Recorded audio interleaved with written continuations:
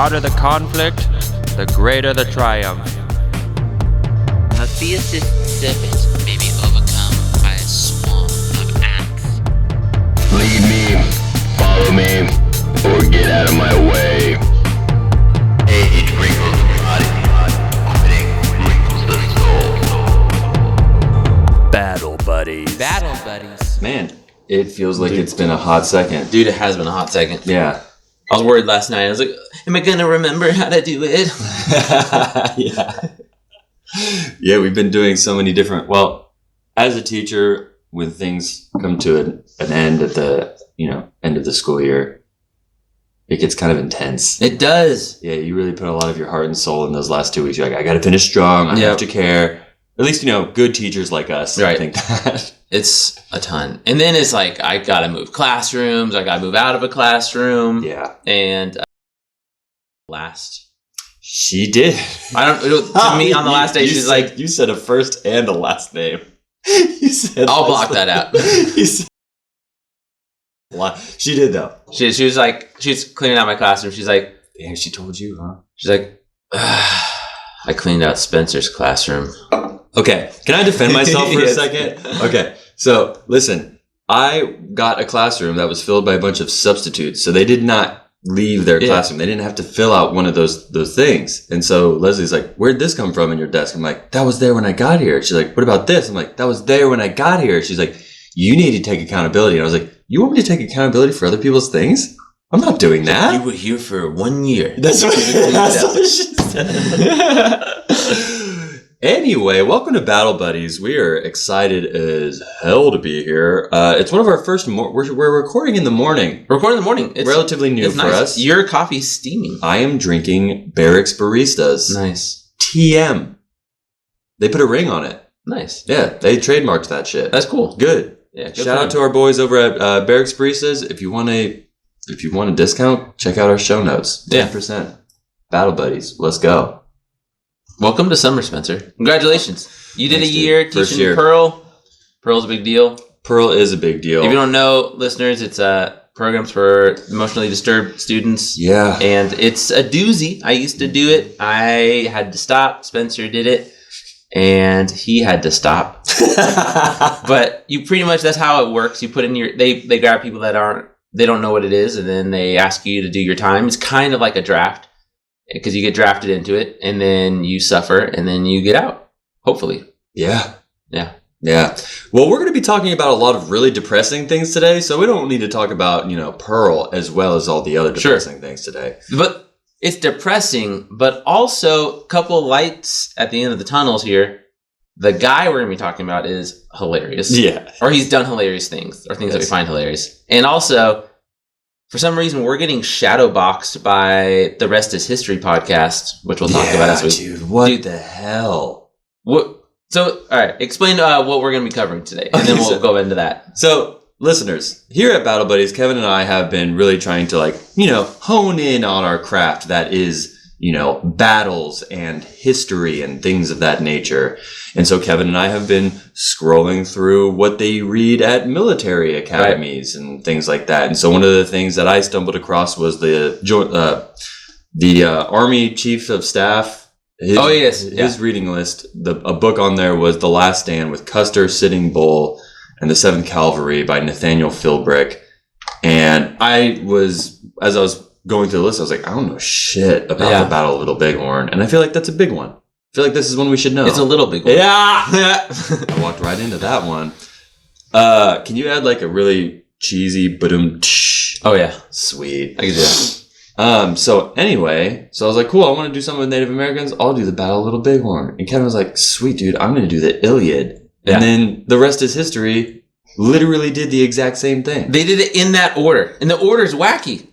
Because it's Custer, it's post-Civil War, and then it's ancient Bronze Age history.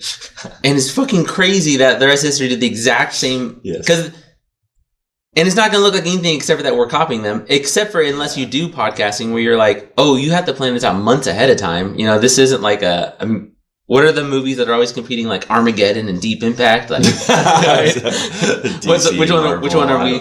Yeah. Anyway, I guess the point is great minds think alike. And if anyone listening is a Rest is History fan, we listened to that series too. It was really good. I support it. Go listen to it. I really think that the British language works really well for podcasting because they get to say things like "in it." He was kind of a like a toff, wasn't he? Wasn't he? Well, also their interpretation of Custer is hilarious. Tom Holland, who's a very serious historian, like I've read some of his books. I'm going to read more because I just really enjoy him. And him pretending to be Custer, giving what he thinks a Civil War accent would be, is so good. It's great. I don't remember which part is because the series that they produced is long. Yeah. And we're going to be wrapping up Little Bighorn in one episode. Which is good because I've tried to listen to all of it. It's a lot. There's a lot going on. But luckily, listeners and Kevin, this is what we're here for, dude. Variety is the spice of life. We condense. Yeah. So, before we really get into the nitty-gritty, can we have the Native American talk real quick? Yeah, let's do it. Do you want to put on a timer? Like, how long do we want to spend on this? Let's give ourselves like 2 minutes. Okay. 2 to 3 minutes. Okay? Ladies and gentlemen, this is our disclaimer. This is our preface. This is us being PC for a second. Yeah, and like owning it. Okay. Kevin and I are two white people that are going to be talking about Native Americans in the United States and pre-United States. And it is fair to say, objectively, and we're going to get into it, and I have some points to make. Yep. But objectively, some pretty unfair things happen to the Native Americans. Yes. As a matter of fact, the fact that I'm sitting here calling them Native Americans proves that I'm very much a white person talking about this. Absolutely. So, right off the bat, we're going to be saying things like Native Americans. It means no disrespect. That's how it's written in the book. Sure. We're going to be saying things like American Indians. This is how white people referred to them at the time. In the context of the time. But for the most part, I am going to be calling them the Lakota Sioux. Cool. Because that is what they are. Yep. And I am very proud and happy to have been listening to this or reading this book and learning about it. And I respect Native Americans. Absolutely. What do you guys say? Well, I disagree with you, but also I was thinking of the histography of it, right? Like the history of it, and that when you look at the sources, and the rest is history kind of talked about it, one of the very later ones on this, is that because the Indians or Native Americans of this battle were largely an oral history, like that's how they carried their history, that most of what we have for perspective is from white Americans. Yes. And none of them survived this battle, so it's going to be like second-ish hand accounts and guesses. Yes. And so there's automatically an issue there. I personally don't have a problem with it because we covered Thermopylae, which is the same idea. Like we were talking about epitaphs written on statues, and like this is our source. Yeah. Is something that was written on a statue. So if we use the wrong word, just know it's because we are muddled in the context, the terms they were using in that time versus the terms they were using when the book was being written that Spencer's referring to, plus how the terms are changing and being reclaimed or not being reclaimed now, which is all very complicated. Yeah, listen, I'm a product of United States American culture, and that comes with side effects sometimes. And I own that, and I'm not saying it's a bad thing, but I am saying that sometimes it means that there's, there's context. I like knowing more about how to be more inclusive or being more understanding, but I don't like when it's used in such a way that we can't have the discussion anymore so that I can't grow. And I'm not trying to put on other people to teach me everything, like the Bo Burnham part where, he has a little sock puppet saying like, why do I have to explain everything to you? And like, I get that. Yeah. I want to also learn and figure it out. And if people want to share their insight, I'd love that as well. Okay, let's end on that. Okay. That's beautifully, perfectly said. That's a nice little bow. And let's learn about the Battle of Little Bighorn. All right. So the first character that we get to know in this story is that of the Great Plains. And it was what is known today as modern-day Missouri. There used to be home to many changing rivers and roaming buffalo. Native Americans would follow the buffalo for food and resources, and prior to the railroad and the almighty Manifest Destiny, men like Custer's 7th Cavalry would use the ever-changing rivers to move about the battle space in the Midwest of North America. All right? So these rivers are their own character. Is that, the land is insane, dude. I very much want to go here. Have you been to this part of the country? Yes. Yeah. Maybe. Kansas and all that, Nebraska. Yeah, I've been to most states at this point and most national parks, but I was younger, I think, when we went here. It's gorgeous. I've been in Illinois. Yeah. I don't think I've been in this valley, though. Like, I haven't been to the Little Bighorn. No. Like, you would know, for sure. yeah. But I kind of, yes. Okay. It's vast, bro. Yes, I have been through some of this type of area. Like, because it's huge. Like, unless, especially if you don't live in America or live on this side, like in this like Midwesty, like north kind of thing going on, you don't realize how big things are. Like, fast. The first time we drove through the Salt Flats as a kid, we're like, holy shit. Yeah. I knew that they were Salt Flats, but I didn't realize like it's hours and hours of this. Mm-hmm. Or even, have you been to the Great Basin? Well, no. So the Great Basin is near here. It's like called the loneliest highway in America because it's just a long, long stretch of land. My dad and I drove out there a couple summers ago just to do some camping. to fall asleep. Yeah, it's awesome. And we're like, oh, we never heard of this place called the Great Basin. So we went through there. And it's gorgeous, but it's like this, you open up on like these big plains and then there's just like canyons and like bluffs and ravines and like little patches of forest and like little rivers that are just feeding so much land. And you're like, America is a beautiful fucking place, dude. It is. And this is important because we're going back in a time where we currently see things from the perspective of 65 miles per hour. Right. And these people don't. They have to march everywhere. Long marches. Yeah. So... Sounds really fun. Keep that in mind as we go through this story. Now, in the early 1860s, it was fur pelts that encouraged boats to make the treacherous journey through the Missouri River. But as time trudged on, the reason abruptly became gold around 1866. In 1873, the country was $2 billion in debt, and General Grant, or President Grant, was desperately looking for some cash to stimulate the hemorrhaging economy. What better to help the economy than the discovery and trading of gold? Why were we in so much debt? From the Civil War? Yeah. Yeah, 100%. Civil Wars are dumb. Yeah, and it sucks because it's like... And then we didn't even... It's debt on both sides. It's a civil war. Yeah, it's a civil war, and then we didn't even finish with the Reconstruction. Reconstruction was awful. So Reconstruction was also another reason that we went into debt. Reconstruction was failed. Would this have even happened, this whole battle, if Lincoln wasn't assassinated? It's a great question. Like, would this have been... Because these are opportunities for people to, like, kind of reclaim some... So we're gonna get into this. Okay. We're gonna get into this, yeah. So General Sheridan ordered Custer and the 7th Cavalry to set out on an expedition to the Sioux territory known as the Black Hills to create a fort and mine gold. President Grant's son would be joining the 7th Cavalry on this expedition, and the government found a shit ton of gold over in the next 100 years. About roughly $1 billion of gold is in the hills. There is gold in them there hills. That's where that term comes from. What's your read on Sherman? General, I don't know enough. Yeah. I don't know enough. But from what I hear, he's amazing. Yeah, he's the dude. Yeah. He looks like an asshole. Like, he looks like he's never laughed in his life. His mom didn't hug him. I kind of want that in my general. You might be right. I mean, I don't know. But then it's like, are you even valuing my life? I appreciate empathy from a general. A lot of my value comes from trying to make people laugh and then like taking pity on me. So like, if he doesn't laugh or even do the pity laugh, like, oh shoot, what do I have going here? He does not like me. Yeah. I should never talk to him again. All right. Now, at first, the government was like, well, this is Sioux land, so let's try to keep the white folks to a minimum. But once the rumors of gold got around, the government felt like they had no choice but to try and buy the land from the Sioux. Okay? The Sioux was like, nah, I don't think we're going to sell it, and this is considered sacred land to us, so no. Right.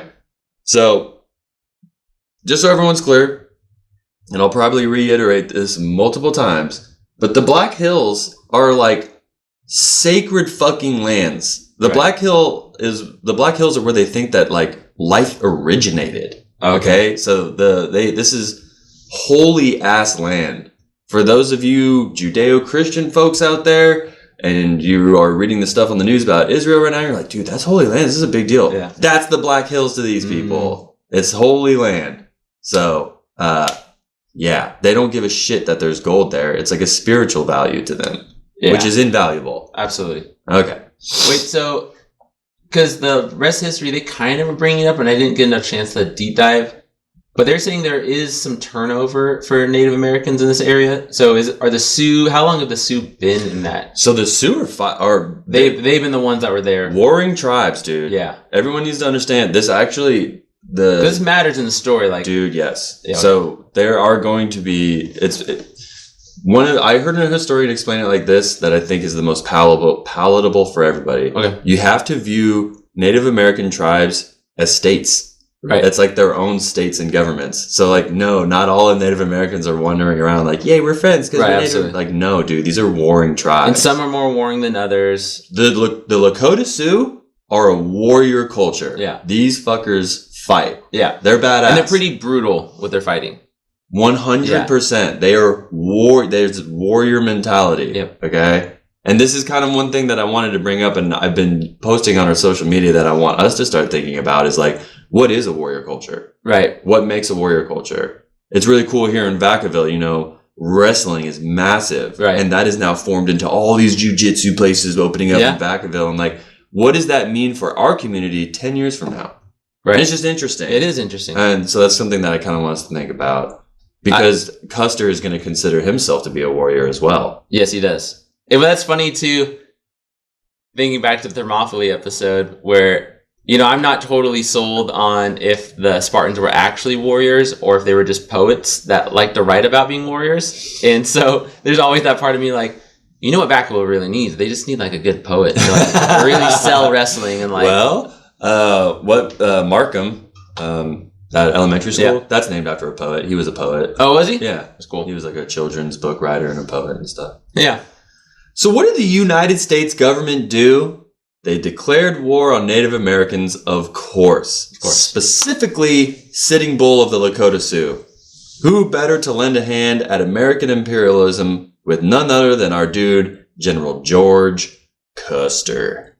The government told the Sioux that they have until the end of January 1876 to get to a reservation, or they'd be considered hostile and at war with the government. After very little progress in winter, the military came up with a 3-pronged spring campaign with the effort of marching columns to eventually end up finding the Native Americans and then eliminating the so-called hostiles. So spring campaign, did that mean they had to leave during the winter? Close. Yeah, that fucking sucks. Those winters are brutal, I imagine. Oh, it's awful. Yeah. Wasn't it? Sorry, I fell asleep to This Is History the rest of history trying to do a little blitz on this, and now I got net stuck in my head. Yeah, so I am going to be bringing this up later, but it is important to mention now that the Lakota Sioux, one of the reasons that they're 100% saying no is because they have a contractual agreement with the United States government that that's their land.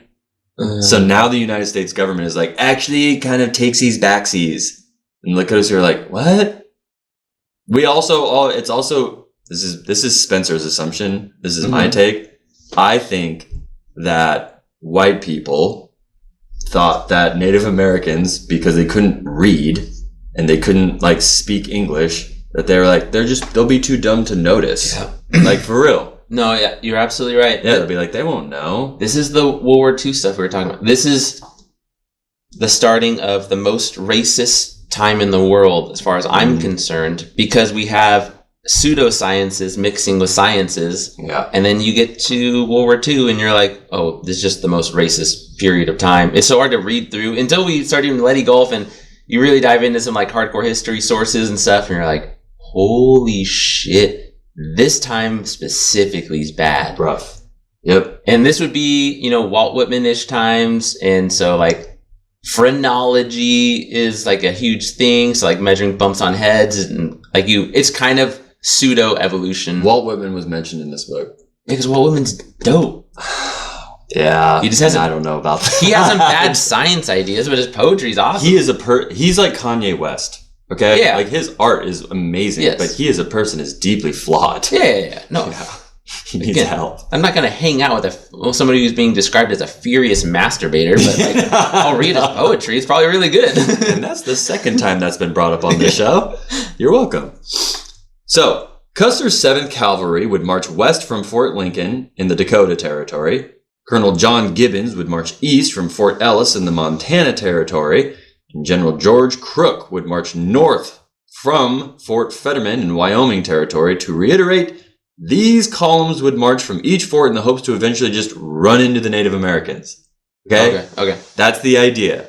These columns are going to march from these different directions, and then we'll eventually find them. Yeah. They did this at the Battle of Washita, Yes. I believe in 1868. I may be getting that wrong. And it worked wonderfully. So they, in their minds, are like, we'll just do the same thing, and it's going to be pretty easy. That's their mentality.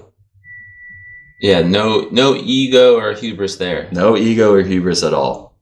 Man, I guess you're right. It's just racism. Like, we just thought that going back on all those treaties, was it just short-sightedness or just not giving a fuck about how it might look in the future? So this is a really good question. Yeah. So you have to remember that at the time, like, people like George Custer and a lot of people in Washington, D.C., I'm not going to say Grant, but other people definitely believed, because of manifest destiny, they thought that this was inevitable, that this was just science, that white men were just better, that we were just supposed to spread our wings and manifest that destiny and head out west, because this was just the natural order of things. When you look at nature, you see a big fish always eats a bigger fish or a smaller fish or whatever. It's like Machiavellian, like the ends justify the means to the nth degree. Yeah, because this is what's supposed to happen. Right. You guys are no longer like, you guys don't have guns and all these things, and you don't have the industrial complex and all this stuff. Like, you don't have boats. So this isn't meant for you. Step aside and let the people who have the power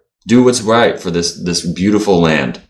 And again, in their minds, this is like a science. They like truly believe this.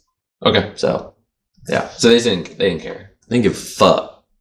You'll see, dude, when we get into the tactics of this shit, it's so fucked up. I just that going back on the deal thing is so hard, because you and I talk about this stuff all the time. Like, I want to be able to talk to my kid about, like, decisions we make now. I know that there's a potential that I'll have to explain it to my kid why I made this choice 20 years from now. And that matters to my decision making. Yes. Kind of like an AA thing where you like, I don't believe in God, but I believe in God kind of situation. Yes. Like, I think about that with my kids all the time. Like, I am expecting my kid, if my kid cares about, how they got to where they are, like, they might want to ask me about some of these choices I'm making now. Listen, if this is a country that's like based on like law and order, Right. and if you really want to do something, like if you are at McDonald's and you spill hot coffee on your lap and you really want to get back to them, you sue their ass, right? You go to the courts. Like, that's how this country works. Like, if I genuinely want to do something, I have to go through a lawyer. So all that being said, from an American perspective, it's like, y'all like got an agreement, put pen to paper, made it official, and then went against it. Now I officially feel like now there's no conversation. Now it's like, y'all fucked up. That's fucked up. Yeah, it's not good. No. So the leader of this campaign was a brigadier general by the name of Alfred Terry. That's right. George Custer was not in charge of this. Alfred Terry was in charge of this. Let me repeat that. George Custer was not in charge of the Battle of Little Bighorn for good reason. He kind of was on his way out, right? He was on his way out, but he was in trouble. Like, he was in debt. He was also he was shorting all the stocks. Dude, he was also like, he went to Washington, D.C. to go testify against Grant. Oh, that's right. He went against Grant. Yes. Yeah. And then Grant was like, what the fuck, dude? I'm going to arrest this fool. And then the papers were like, oh, we're going to get into that in a second. Do you feel like he actually had charisma? Who? Custer? Because, like, the rest is history. Their kind of take is that he's kind of like a Teflon Don, but instead of being, like, shitty and getting in trouble legally because he's not actually Teflon, he has charisma, and he's able to kind of dodge these landmines that he puts out in front of himself and then trips over. I don't know. There's two camps. Yeah. There's the camp that people believe that he was extremely charismatic, and then there's the other camp that believes that he was just insanely lucky. Right. And so I'm probably somewhere in the middle. Yeah. As I am do with think most things. listening to his Civil War battles. Well, he was better in the Civil War for sure. So I think Civil War was like he earned some of that fame and Yes. charisma, and he was brave as fuck. Yes. No, he was very comfortable on the battlefield. That is because accurate. him and his some of the buddy he went to West Point with that is going against him in the Civil War, and they're writing letters because they're stealing each other's clothes and stuff. Like that's pretty dope stuff. Like that reminds me of like the Hal Moore, General Ann stuff of Vietnam, where like, oh, these guys kind of respect each other right now, and like they're gonna kill each other, but they're also like, we're playing the game that we trained to play, right? Yeah, that's fun. Those stories are like what makes sense when people are like, I really love learning about the Civil War. Right. It's like, that's cool. I did not know the Civil War was like that. Yeah. No, I thought it was smelly in all ways. Yeah, I thought it was filled with yeast infections. Yes. All right, now let's pause and talk about the relationship between Custer and Grant. All right, this is a perfect segue from what we were just talking about. During the time of this story, Grant was under a lot of scrutiny with a scandal and possible corruption with the War Department. Makes sense considering the Civil War. A Democratic-controlled Congress was trying to smear a Republican president and had asked Custer to come and testify in court and be a character witness on behalf of Grant. Needless to say, Custer was an asshole and didn't make Grant look very good. There's also the story of a victory parade on Pennsylvania Avenue near the White House that took place after the end of the Civil War. At a time where Grant was taking credit for the victory of the North, a woman threw a bouquet of flowers at Custer and startled his horse, and Custer rode out in front of the parade and tried to control his horse to like no avail. And Grant viewed this as Custer trying to like get attention and like lead the parade. So they don't like each other. Damn. Like they think that each other is like trying to step on each other's dick all the time. And Democrat means Republican in this time period, and Republican means Democrat. Correct. Kind of. Yeah. Because he's Custer's a Democrat, but Which means he's a racist asshole. Yeah, like he did fight for the North, but he also seems He can still to be a Democrat and fight for the North. Yeah, I just mean like he fights for the North, like he does believe in America, but he also seems to be fairly racist, or at least from racist. He is absolutely comes from racist. Yeah, but then it's hard too because we're talking about the science of the time, and yeah, a lot of these folks are complicated. Like sometimes they're racism, and then they don't blame the reactions that they get from like the Indians. Like I would do the same thing. Yeah, like that's weird. I almost respect it, but then I don't. I'm not gonna. My historical figures are not my heroes. Yeah, no, for right. sure. Like I have to keep going back to that because otherwise I get bogged down. It is complicated. Obviously, from today's standpoint, we can sit here and judge the fuck out of it. Yeah, if he was like this now, it'd be like, dude, what? Yeah, what are you doing? The author does a Kevin Parker in this, and is just like, hey, let's like calm down and realize that these are people of their time, right? And that like. Let's be fair, right? But it's the Walt Whitman thing. I don't need to hang out with the dude. No, yeah, for sure. Even Martin Luther King Jr. was a flawed person. Yes. So, yeah, for sure. All right. Now, during the smear campaign and Custer's testimony in court, Custer's words had gotten Grant so pissed he ordered Custer to be arrested. Damn. When the press got word of Custer's arrest, they were pissed, branding headlines using words like, Grant is the modern-day Caesar. Now, Kevin, do you find it interesting that in a post-Civil War era, the press would use Caesar as a negative jab at someone's character? That's so crazy. Right? That's a good writer. Caesar, yeah? It all comes back to Caesar, right? Like, it does, yeah. You into Civil War, what are you worried about? You're worried about a dictatorship because you're worried about Caesar. Mm-hmm. And Russia has a czar at this time, right? That's Caesar. There is no Germany right now. No. Is it Prussia? Is it Prussia? I think there is. The Franco-Prussian War might be happening or has already happened. Yeah, I would say I think Germany is establishing its independence right now from France, and so they have a Kaiser, which means Caesar. So like, oh yeah, it does. Right? Tsar means Caesar. Kaiser means Caesar. Does like Tsar mean Caesar? Yeah, I didn't know that. Yeah, it's crazy that it comes back to Caesar when you start making that asymmetrical power structures. Got you. So that is not a false equivalency. No, I would be nervous too if we got into a civil war now. Whoever was in charge, like whoever's in charge of the executive right then, that's dangerous shit. Interesting. Man. Yeah. Interesting. So Grant had no choice but to ease up on his scrutinized perspective of Custer. Grant's move was to put Custer under the command of the aforementioned Alfred Terry, in the hopes that the juxtaposition of Terry's pleasant disposition would make Custer look like an absolute dickhead. When it came to the Native Americans, Grant tried a Christian approach of love and peace rather than manifesting all that destiny and using violence. But capitalism did its thing, and Grant had no choice but to watch the white man's greed consume their intent. It is hard. I wrote that beautifully. That was really Dude, you did really good. And you used aforementioned. I was like, oh, it is. Yeah, those are all my words, folks. Yeah, look at me go. All right. Now, this is just a modern day map. I just kind of want people to see. Do you see Dickinson up there? That's where Coach Prasado went to college. Oh, nice. Yeah. Shout What out a dick. to Chris Prasado going to Dickinson. Alrighty. Fort Abraham. Alright, May 10th, 1876. Moving along. Custer and General Terry arrived in Bismarck at Fort Lincoln near the Missouri River. Attending this fort was 12 companies of the 7th Cavalry. More companies housed nearby in Fort McKean.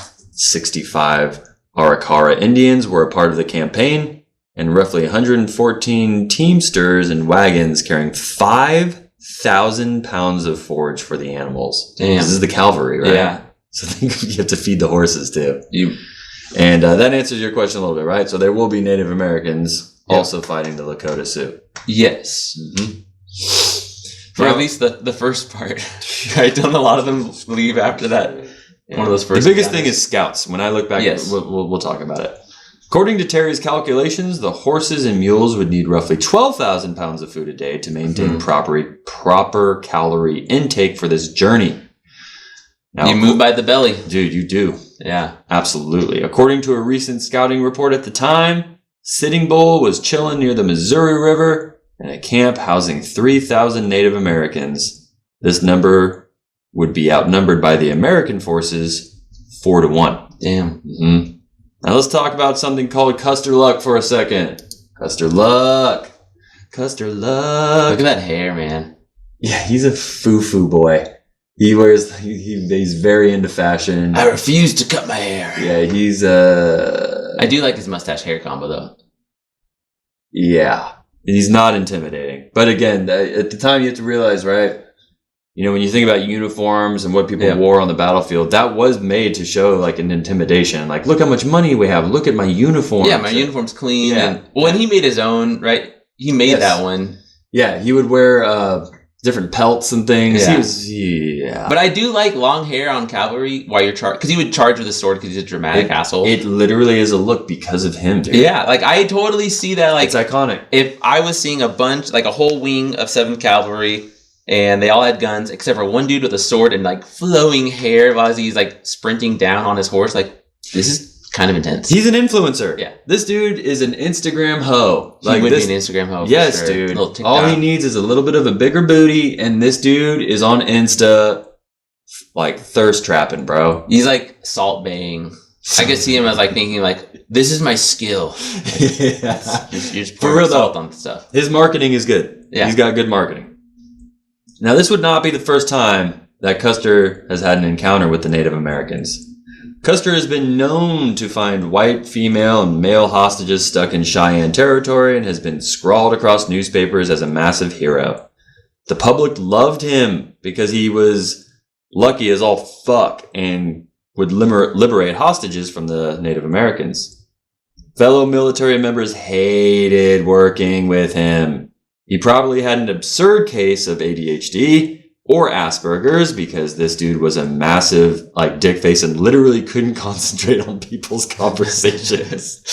He would leave posts sometimes and go visit his wife without proper leave approval, which for those of you in the military, that is absurd. He was a teetotaler, which is a fancy way of saying he did not drink alcohol. He constantly tattled on other generals who would drink during the day. If Custer did not have a specific task to do, free time was his enemy. He didn't have positive hobbies that filled his time. He He liked having an enemy and eliminating said enemy. Nothing could go wrong, right? Like, this is the perfect thing to do for him. You said he's sober. He did drink at certain points in his life. I'm sure that he has had drinks, but he was a self-proclaimed teetotaler. Okay. Yeah. Oh, okay. Yeah, I think the story is something like he got really drunk and then his sister had to like nurse him back to health or something like that. Here's the thing. People oftentimes, as far as like history is concerned, thought he was drunk all the time because he was an asshole. Yeah. But he was not. Got it. I like the ADHD comment because he had something going on. 100%. And he, like, there had to be some kind of X factor to him. Like, his West Point story of him stealing the final exams and then the teacher being my fucking hero, being like, I think some shithead stole my exam. I'm not going to tell anybody. I'm just going to change my exam and not tell anybody. And then he gets caught because he put all the wrong answers on. Go. But then he didn't get kicked out. I think other dudes got kicked out and he didn't. So he's lucky. He had something. Dude, he's lucky. Yeah, or like he talked his way out of it somehow. I mean, I don't know, man. I have a friend that I can think of right now where when he tells me all of his stories, I'm like, dude, you are just literally the luckiest person I've ever met. It's just crazy. Some people just are lucky. Some people are lucky. Well, because like I have luck, but I feel like my luck is that people pity me or like they believe in me. Because, like, I fucked up in college once. This is Kevin trying to understand why people like him. This is absurd. Because, like, in grad school, I was doing research with this teacher. She's like, she did digital rhetoric, and, like, I was really into it. And I was like, yeah, you're dope. Like, this is cool. She's like, do you want to do a whole class where you and I just research, like, how the Taliban is using Facebook to like, get people? And I was like, yes, like, this is so cool. But I like end up missing a class I was supposed to take to do that class. And I was going to get like, they were like, you're going to have to do another year. And I was like, if I do another year alone, it's like, I'm going to kill myself. Like, this is going to be so bad for me. I need to start working. And I found out a little bit later, like she put it all on her. Like she went to the whole English board and said it was all her fault. It was all her idea. It wasn't. It was my idea. And she like owned it. And we weren't that close. Like it wasn't like that. And so I don't know. Like, I feel like I'm lucky in that regard that, like, people have just, like, helped me through certain things. No, I think good things happen to good people, dude. Yeah. And I think that you're but also, a good person. Good things happen to Custer. And Custer, no one's like... Massive piece of shit. He's a great guy. Yeah. Again, dude, Custer luck is a real thing. Yeah. Custer luck. But now, with President Grant hating on him for testifying against him in court, and most of the generals not wanting to be anywhere near him... He needed another big win that would help his public image in the papers. Right. Okay, so honestly, a good kind of analogy to make, whether good or bad, he's kind of got some Trump. He cares about his his image in the papers and like in the media, which is a very Trump aspect. Yeah, sure. Like he just cares. He just cares. Like I don't know how to break that down any further. Like most of our middle schoolers. Yeah, like. Deeply concerned with how they are perceived. All right. Now, that was all just some context as to who these people are going into this huge battle, right? So let's get back to May 10th at Fort Lincoln. And Sitting Bull is the son of Sitting Bull, right? Like, he's like royalty, essentially. In Sitting Bull is? Yeah. Yeah. Like, his dad was Sitting Bull before There's some secession, for sure. Yeah, and like So he comes from like a line of like leaders and like warriors. Yes, absolutely. Yeah. All right. May 10th, Custer decided to split the 7th Cavalry into 2 wings, one led by Marcus Reno, which is where Reno, Nevada is named after, and the other led by Fred Benteen, who Custer knew hated the fuck out of him. Custer putting Benteen in charge was a big deal considering their differences. Now, Benteen was cousins with a very famous newspaper man named Lawrence Gobwright. Gobwright on the left there. Lawrence, this motherfucker started the Associated Press. Whoa. Like, big deal. This dude's a massive deal. But these dudes are cousins, okay? He looks like he's been on the internet all night. Yeah. Rough night for sure. This dude was the co-founder of the fucking Associated Press, like I just said, and helped Abraham Lincoln bring the news of the Civil War to Americans' doorsteps. Wow. Lawrence Gobwright also wrote and published the article detailing Lincoln's death. He's a huge part of American history, and Custer thought if he put his cousin Benteen in charge of one of the aforementioned wings, then they'd get more media exposure and Custer's fame would remain heroic and honorable. Okay. Ulterior motives through and through. Yeah. May 16th, General Custer was posted up in a nice-ass Victorian home and asked General Terry to come to his study so they could talk before the next day, which was slated to be the day. They were going to go out and find Sitting Bull. Custer loved his study. Rumor had it he spent most of his time in the study reading biographical books on leaders such as Napoleon. Custer called in General Terry to let him know that the day before they set out that his loyalty to him would not falter despite rumors in the papers that Custer hated Terry. He did, but he wanted to reassure Terry that he was the leader and he would follow his lead. Any trouble Custer has gotten in whilst under Terry for the past 3 years was self-inflicted. Men who knew Custer said he didn't drink alcohol because he didn't need to. He already acted drunk both emotionally and in regards to his critical thinking skills. He would also talk so fast and erratic that people often thought they had no idea what he was saying. Like he just Jesus. What the fuck is this dude saying? Good thing he's not a leader of men. Right. Good thing he's not a general. All right. Let's go to depart day. Let's head out to Little Bighorn. On the day of departing Fort Lincoln to set off and find Sitting Bull, the fort was covered in a dense fog, and the mood and feelings were quite ominous and depressing. Soldiers had written in their journals that they had an intensely bad feeling about the whole thing. Maybe that's where George Lucas got the idea to write, "I have a bad feeling about this," in every single Star Wars. All right, that's my joke. Gary Owens! So, this is something that I kind of felt like was important for us as battle buddies to know going forward. But the morning the regiment was in garrison. Garrison is a term meaning like where you are before you go out to war. So if I'm in Camp Pendleton and I'm not at war, I'm in garrison. Oh, okay. They blasted this motivating song called Gary Owens, which is like a massive 7th Cavalry lore song. In Vietnam days, if you were in the 7th Cavalry and you wanted to find out if somebody else was in the 7th Cavalry, you'd be like, "Hey, what's up, Gary Owens?" And if they're like, "What's up?" Like, Gary Owens. Yeah, Gary Owens. Then you knew they were in the 7th Cavalry. So I just kind of wanted to play like a clip. We can listen to like just 20 seconds of it. Like, this is just what motherfuckers would listen to get pumped up before battle, such as the Battle of Little Bighorn.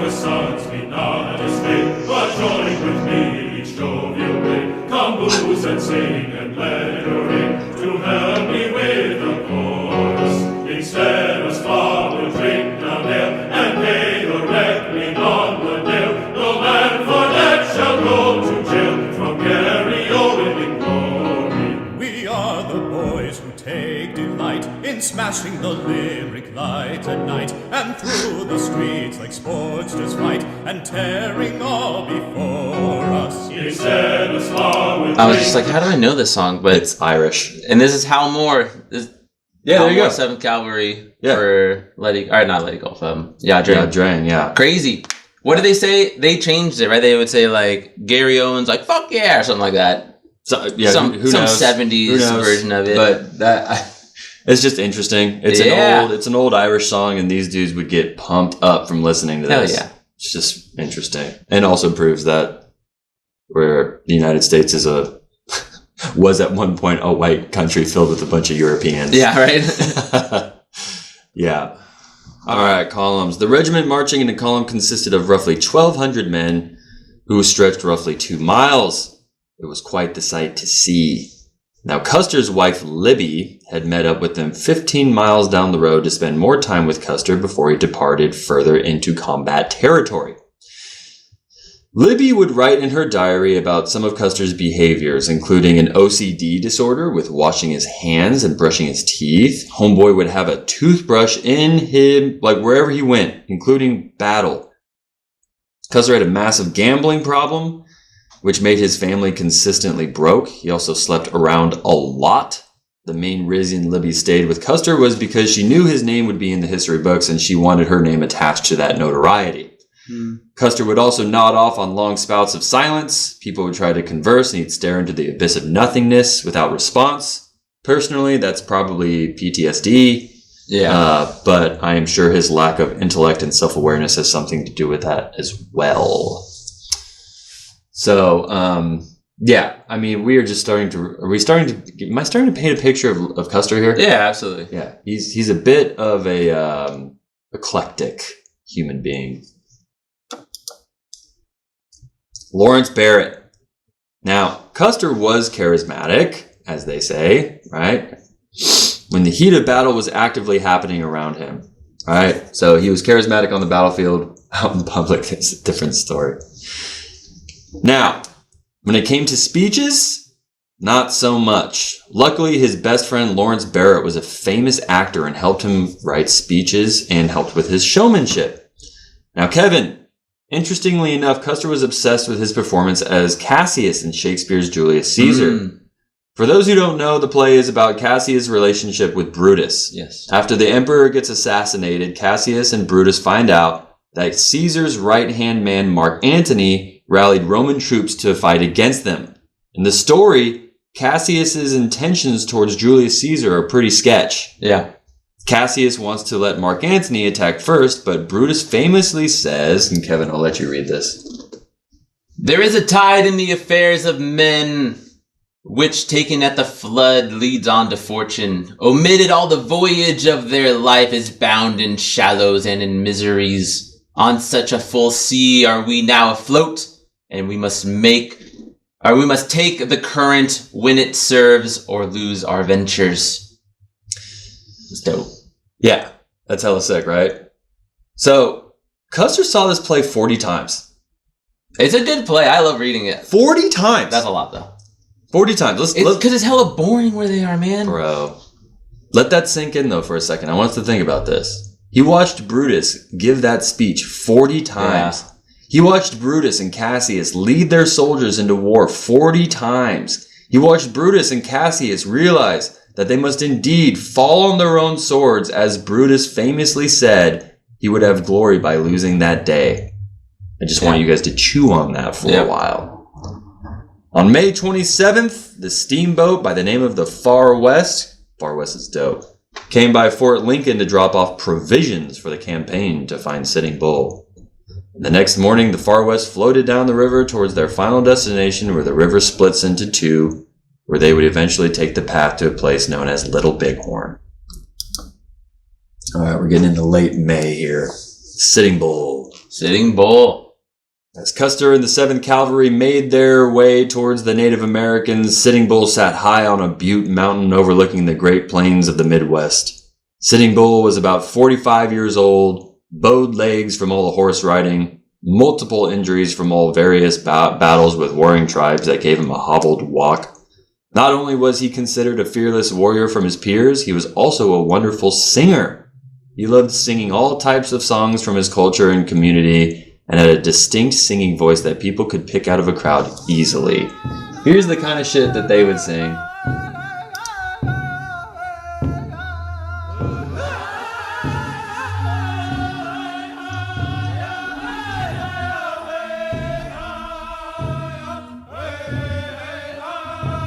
This is dope. Yeah, dude.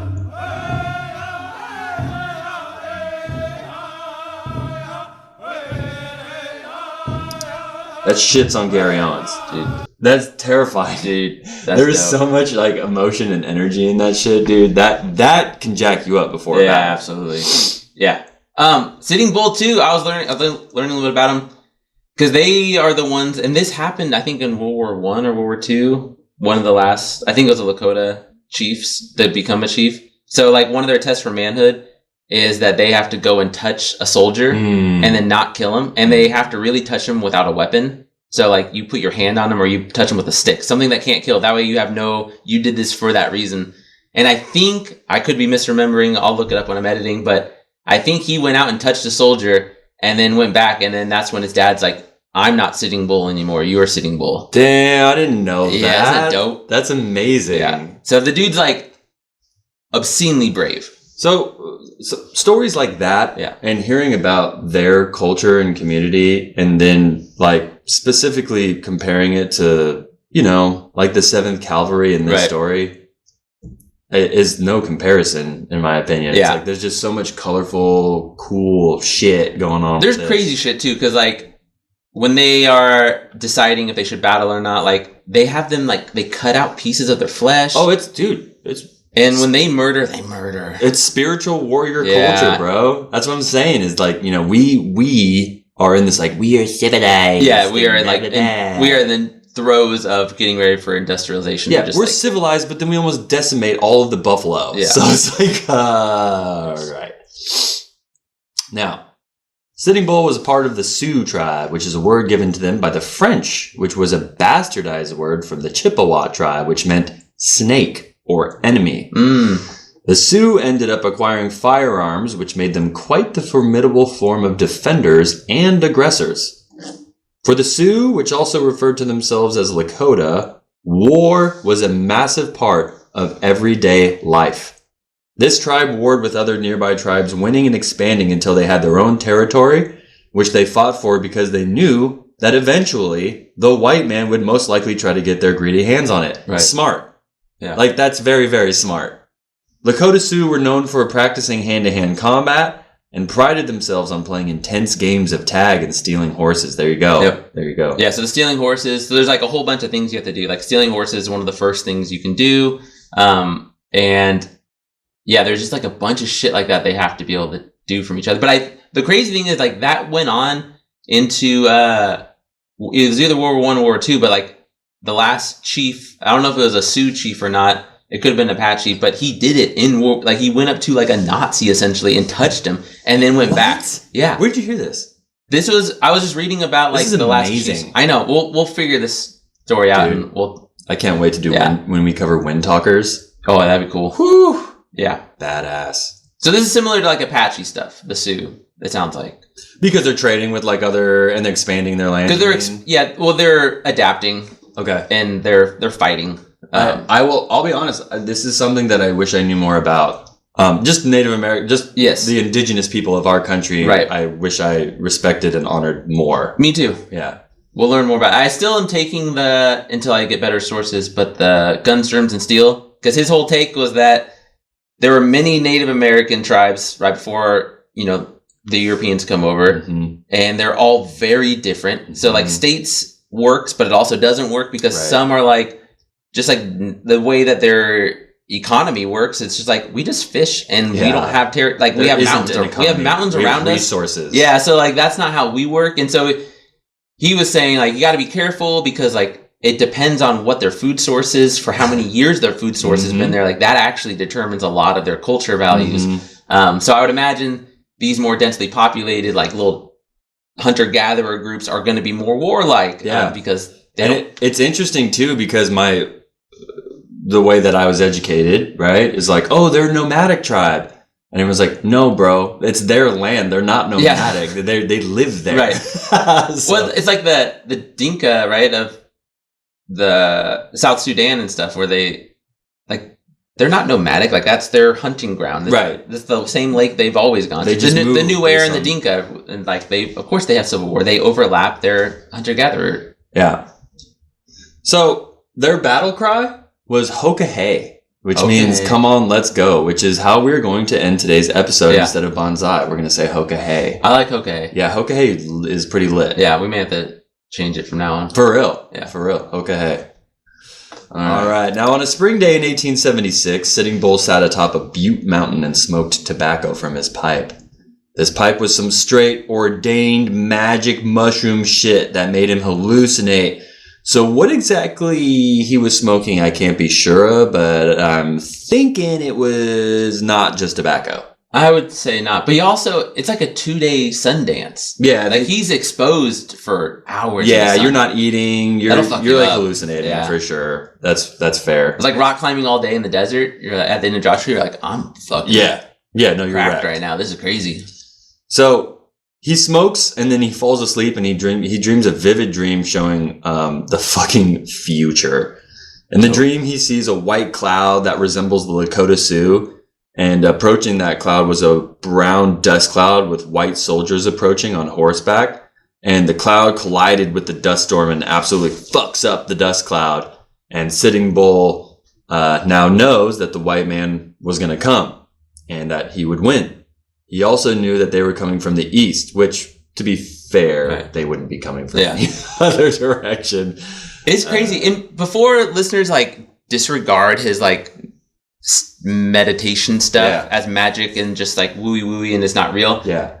There's like a lot of reports of it, and a lot of them are like kind of backed up. Like Geronimo essentially could do this. That was his power. Like that's why he was a leader, because he could divine like when camps were being attacked. He's like, oh, we're getting fucked like 100 miles, and then they race over there and they would get there right in time for them like to stop an attack. Like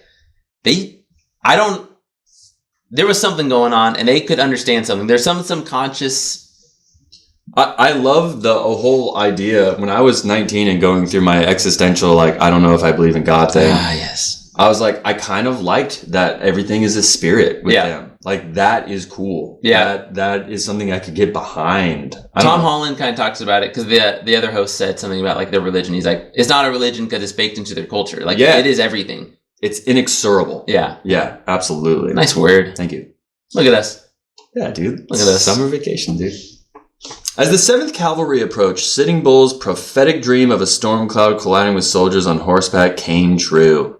Rain hammered down on the approaching army with hail the size of hickory nuts. The 7th Cavalry's journey was arduous and slow. After a couple days of traveling, General Terry started to get concerned that they saw literally no Native Americans. So at 5 a.m. on May 30th, Terry sent Custer and some other men to do a little reconnaissance down the east bank of the river and headed south.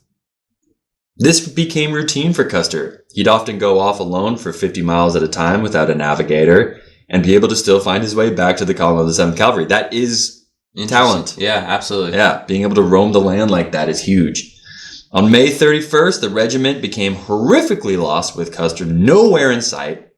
They started to become a little scared and panicked, and Custer was off galloping on the plains with his relatives and pulling pranks on each other. Mind you, he never got permission from General Terry to leave his post. This is important. This is the most important campaign in a post-Civil War America for Custer, and this is the most important thing like going on in his life, and he's off galloping around pulling pranks on his relatives. He was just arrested. He has no money, and like nobody's really loving him. That's crazy. There's like a sense of entitlement here. I would be towing the line pretty hard. Yeah, dude. This is like the biggest moment of your life. Yeah. There's a lot of confusion. A lot of big question marks here. As the columns trudged on, it became exceedingly obvious that the Native Americans had scattered. They were not where they thought they would be. The plan was still intact, though. The columns would be moving from different directions in the hopes that they'd eventually run into the Native Americans. Here's a quick recap. There were 3 columns of troops headed to south central Montana. There was a 1,200-man column approaching from the east, a 440-man column approaching from the west in Montana, and an 1,100-man column approaching from the south in Wyoming. All right? Now, during this March column campaign to find Sitting Bull, Terry and General Crook did not link up to communicate because they hated each other. Terry and Gibbon, on the other hand, met up on the Yellowstone River. Okay. Now that Terry knew Sitting Bull was not near the Missouri River like he had originally thought, it was perfect timing when horsemen from the Montana column with news from Gibbon for General Terry. News circulated that some scouts from a Native American village south down the Rosebud River. This means that the Montana column was marching away from Sitting Bull, as you can now see on the map up over here. With this new information, all the columns made their proper corrections to turn towards the Native American village with the hopes that Sitting Bull resided there. At this point, they were about halfway towards their destination and had a lot of miles to travel to get there, roughly 150 miles to go. Damn. Now, Terry and Custer sent out messengers, to give the message to the rest of the columns as to where they were going to meet. It was time to descend upon Indian territory. Now, this is the moment where I was kind of talking about this in the beginning. This is where we realize that this is all kind of fucked up. It's important to note here that the United States government signed a treaty with the American Indians in 1868. This treaty granted land to the Native Americans, which consisted of mostly South Dakota, Montana, and over 22 million acres of freedom to hunt for buffalo as they saw fit. Leaders of the tribes in this area thought it would be best to move their reservations in an effort to preserve their distance from the greed of the white man, including the buffalo. There were 22 million buffalo in North America, but the white man dwindled that number down to 300 over the course of 20 years. The Native Americans were typically split into two schools of thought. You either thought it was about time to start listening and working with the white man, or you were like Sitting Bull, and you fully understood that North America was your land and that you deserved autonomy from the United States government. Right. As Custer and the 7th Cavalry were approaching, Sitting Bull got another vision that the soldiers were indeed approaching and would be arriving any day now. Reno! On June 9th, which is almost to the day as we record this, on June 9th at 9:50 p.m., Terry came back from a meeting with all of the other columns and told Major Marcus Reno that he would be leading the scout out to Tongue River to gather some reconnaissance. This gained some controversy because it wasn't going to be Custer. So yes, Custer got butthurt. Reno was a veteran of the Civil War, but perhaps his expertise in navigating, and a scout down the river in this territory was swarming with Native Americans, and he thought that he might not necessarily be the best general for this job because he does not have a lot of like combat experience. So we're going to see how that's going to go. All right, so Reno's scout. All these dudes have like Native American scouts, and they're dope as fuck. Yeah, I bet they're cool. After Reno left on his scouting exhibition, Custer headed towards Yellowstone. The far west ship was also making its way to the rendezvous point. Custer sat in his tent writing memoirs of his Civil War days, letters to his wife, and petting his dogs while he knew Reno was out there scouting, most likely giving away their position and possible approach to the natives. Now let's talk strategy and tactics here for a second in regards to Reno's scouting mission. The strategy at the time was to find where the Indians were not, so the generals could make decisions as to where to move next. Reno thought it would be a good idea to be insubordinate and try and locate the Indian trails and follow them. This is Mitch Boyer. This dude is a scout. He's helping Reno on his journey, and he's half French, half Native American. He's an interesting character. Yeah, interesting. He knew this land like the back of his hand and would be able to track trails with relative ease in the presence of Reno. Instead of waiting for all of the columns to meet at the confluence of rivers towards the Rosebud, Reno took it upon himself to cross the Tongue River and go check out the Lakota village where Sitting Bull was allegedly living his daily life. On June 15th, Custer and his men were edging closer and closer towards the rendezvous point to meet up with Reno and the rest of the columns. During this time of movement for all the columns, Reno had gained some solid intelligence. The Native Americans were not where General Terry assumed they'd be. The Lakota were relatively nomadic in behavior following the buffalo. They'd sometimes move 50 miles a day to catch food and live off of new resources. So while the columns were marching, General Crook to the south had ran into the Indians and shit was about to hit the fan. Yeah. Now, since June 6th, Sitting Bull and his village had moved 6 times in preparation for the incoming soldiers. They also had scouts out and about and saw a sea of white soldiers heading their way. The scouts returned to the village, howling like wolves to alert the chiefs that danger was indeed imminent. Sitting Bull told the chiefs to hold fast. His vision prophesied that the enemy coming from the east, not the south, they should wait for more reinforcements to come and help them fight the 7th Cavalry. This is huge. Yeah. This decision wins them the fucking battle. Yeah. Because Sitting Bull, appropriately named, Right. was like, we're not going to go out there and fight them. Right. Like, we will lose if we go be the aggressors. He's like, let them come to us. We know the land. We know how to like maneuver around this land. Sit and wait, and we'll also have some other Lakota and other tribes come and help us fight for our cause. Interesting. Yep. Yeah.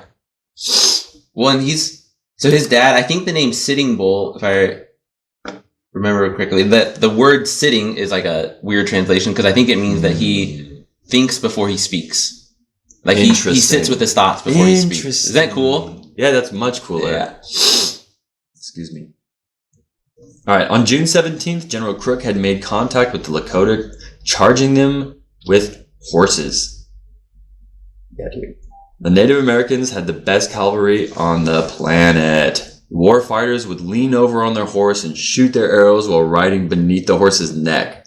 The enemy was unable to see them. Their style of riding made them have like cover from the horse. That's crazy.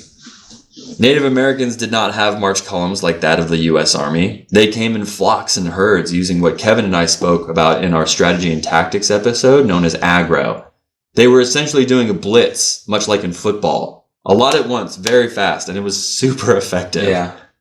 The Lakota and Crook column fought for 6 long hours. Historians argue over who won, so we will call it a draw, and the Indians left the battlefield and went back to their village up the Rosebud River. Native Americans being the first to attack is not a normal tactic used in the history of the American West. Theory has it that they were trying to scare the 7th Cavalry away in an effort to show them what would come if they marched on in search of Sitting Bull. Right. Well, and it's never happened before, right? Like, I don't think so. I don't think Native Americans ever had started an engagement like that. No. And I think, you could call it a draw in terms of like equity gained and lost, right. But I think definitely the Native Americans probably morally coming off that feeling pretty high. Yes. And I think the Americans coming off that probably feeling a little low, a little nervous. Yes. So I think you would, even if, the tonnage of like how much arms and manpower you won or lost, but I think the Native Americans won that for sure. You might be right. It's debatable. Like, either way. It's grim calculus, but Yeah. So, this miniature battle with General Crook would not reach the ears of General Terry until after the Battle of Little Bighorn. Crazy. Word did travel that Reno did indeed not follow the orders to stay away from the Rosebud. Terry was pissed. It made him look foolish, and folks would soon wonder if General Terry was making the right decisions. Every commander and general's worst fear. Custer was also pissed, but for other reasons. Custer wanted him to attack. Custer thought Reno was a little bitch. It is important to note here that during the Civil War, it was okay to disobey a direct order. In fact, it was encouraged as long as it meant victory. Okay. Which is so weird. It is weird. Yeah. I love it. All right. Terry's plan.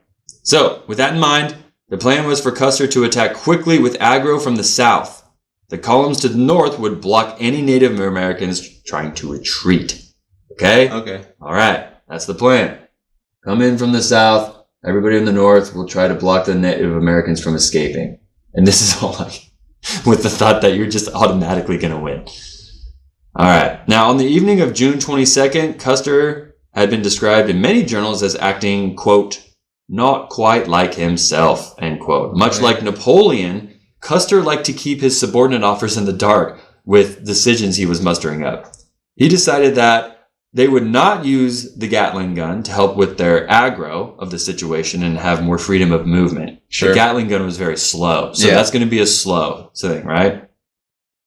Custer also decided against having the 2nd Cavalry help their efforts because he did a little research at the Indian Bureau in Washington, D.C., and he was under the assumption that Sitting Bull only had 1,500 warriors with him. Before heading out, Custer made sure to let Benteen and Reno know that he doesn't want to hear any belly aching, whining, or complaining. The relationship between these 3 men was quite toxic, and there was very little mutual respect. Now, this is the part where I pigeonhole a random fact that the author felt necessary to mention. Benteen, General Benteen, loved his wife so much that he used to draw anatomically correct illustrations of his erect wiener and send it to his wife. Yes. Dick pics existed in 1876, dude. Can we just chew on that for a while? That dick pics are not new? I do like this. Like, you know what I mean? It's good because when people say that we need to cover the Civil War, we're like, it sounds really boring. It sounds like they were bored.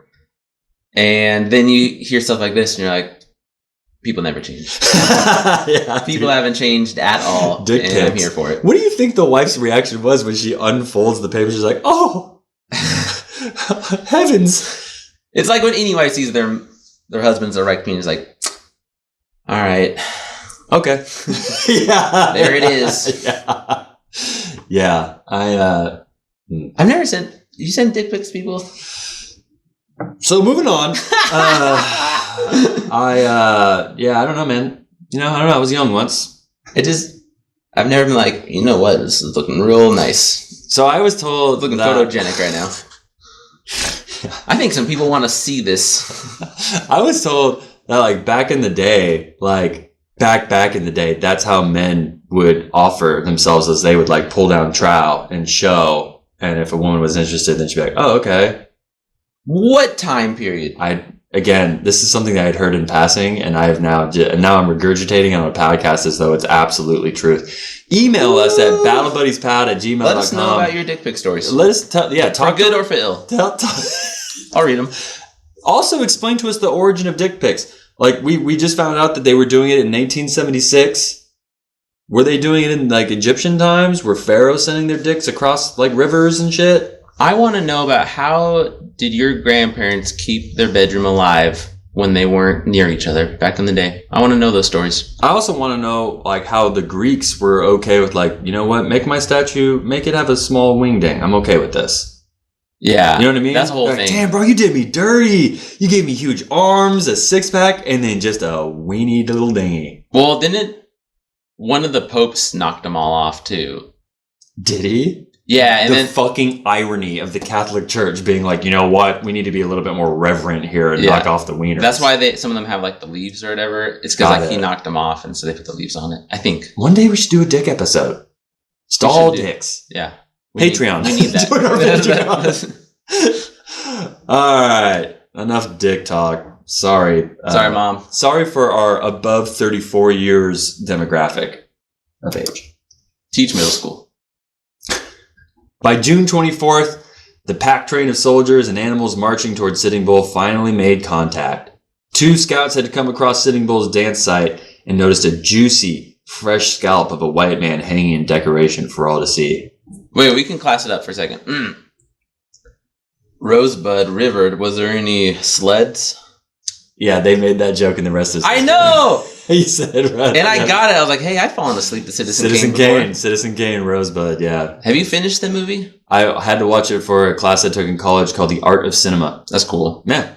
I fell asleep watching it with my mom. And it's not a good movie. It's not bad. It's almost as bad as The Godfather.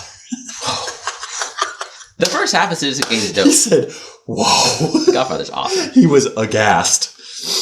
All right. When he sees his murdered son, that is some of the best acting I've ever seen in my life. They're great movies. Yeah. Everyone go watch them and email us at battlebuddiespod@gmail.com. The Lakota would keep dance sites up even if they moved out. This was their land and viewed all their land as a place to live. Packing up a living quarters wouldn't have made sense to them, so the men knew that they were close even though Sitting Bull was nowhere to be found. The 7th Cavalry knew that they were getting closer. The ultimate goal was to get the columns as close as possible without being seen all night. Once camp was set up, they'd send out scouts to find Sitting Bull and attack his village accordingly. This is exactly the strategy Custer used at the Battle of Washita in 1868. So, I'm going to summarize the Battle of Washita really quickly for you. All that needs to be known about the Battle of Washita is that Custer essentially surrounded Cheyenne Indians with his columns and flanked every angle, making it impossible for the Native Americans to escape. That's it. That's the gist of it. Did he also use women and children? We're going to get there. Okay. We're going to get there. It's really the answer is yes. Yeah, it's really good. So this is the crow's nest. Some person on the internet went out and took a picture of this, but this is where like scouts would hang out and do some recon, right? I would love to be an old school recon scout. Yes. Like just get to learn everything. Yes. You got to be patient and calm, cool, and collected. The morning of June 25th, some scouts sitting in the crow's nest could officially see that they were about 15 miles from the village where Sitting Bull would be eagerly awaiting a fight. The 7th Cavalry sit on the other side of the mountain with morning fires to cook breakfast, clearly giving away their position like idiots. Fucking morons. They needed Alan. Alan! Shake these dudes up. Yeah. Now, with the news of the village being close, Custer ordered his column to head west toward a divide in the valley where the columns would hunker down until nightfall. From the crow's nest, multiple scouts saw some Lakota roaming around the ridge of the divide and looking down on the 7th Cavalry. Their position had been compromised, and when the scouts told Custer, he basically told them that they saw nothing and to shut the fuck up. The scouts were like, dude, are you sure? You might want to attack sooner rather than later now that they know that you're here. And Custer was just like, we will hunker down till... Here, let me do a Custer accent. We will hunker down till nightfall. And went to go write stupid letters to his wife Libby instead of participating in some much-needed aggro. Now, instead of being able to relax, Custer saw the column moving toward the alleged location where Sitting Bull's village was. Orders had been made without the consent of Custer, because Custer's not in charge. And that was it. Midday, June 25th, 1876, the bugle call rang throughout the valley, and the 7th Cavalry made their descent into the valley where the Lakota were fully aware of their impending arrival. Now, sorry for that. Excuse me. Now, the march to Sitting Bull's alleged location is an absolute shit show of a situation. If you want the nitty-gritty details, you can head over to our Patreon shortly after this episode, and we will go into more detail about like all the summations of how they get into it. But I'm going to skip a little bit. Benteen was actually in charge, so when Custer gave orders, everyone was real confused because they typically got orders from Benteen or other generals along for the ride. In other words, communication was absolute dog shit and nearly impossible to be on top of, due to the fact that the columns were so long and communication was only at a horse's pace. Getting and giving orders took far too long because they had to jump around. And we're back from our break. We changed clothes. Just in the nick of time. Woo! We're back indeed. We're trying to do this in one shot, and it's taking us multiple recordings. That's okay. That's great. Everything's going to turn out okay. Yeah. Now, instead of being able to relax, Custer saw the columns moving toward the alleged location where Sitting Bull's village was. Orders had been made without the consent of Custer. And that was it. Midday, June 25th, 1876, the bugle call rang throughout the valley, and the 7th Cavalry made their descent into the valley where the Lakota were fully aware of their impending arrival. Now, the march to Sitting Bull's alleged location is an absolute shit show of a situation. If you want the nitty-gritty details, we'll probably go over some more of that in our Patreon episode, which is just us talking about random stuff that we didn't get to in this episode. There's a lot. But long story short, these columns were so long that if they wanted to communicate with each other, they had to ride their horses way down these columns and get a message out. And communication was so slow. It was like the game of telephone, but longer because you had to ride a horse. God. You were scared of getting shot at, so you probably lost some details. Okay. Yeah, they're just because there's that one famous. I don't know if you'll get to the last order Custard wrote down for that guy for his trumpeter.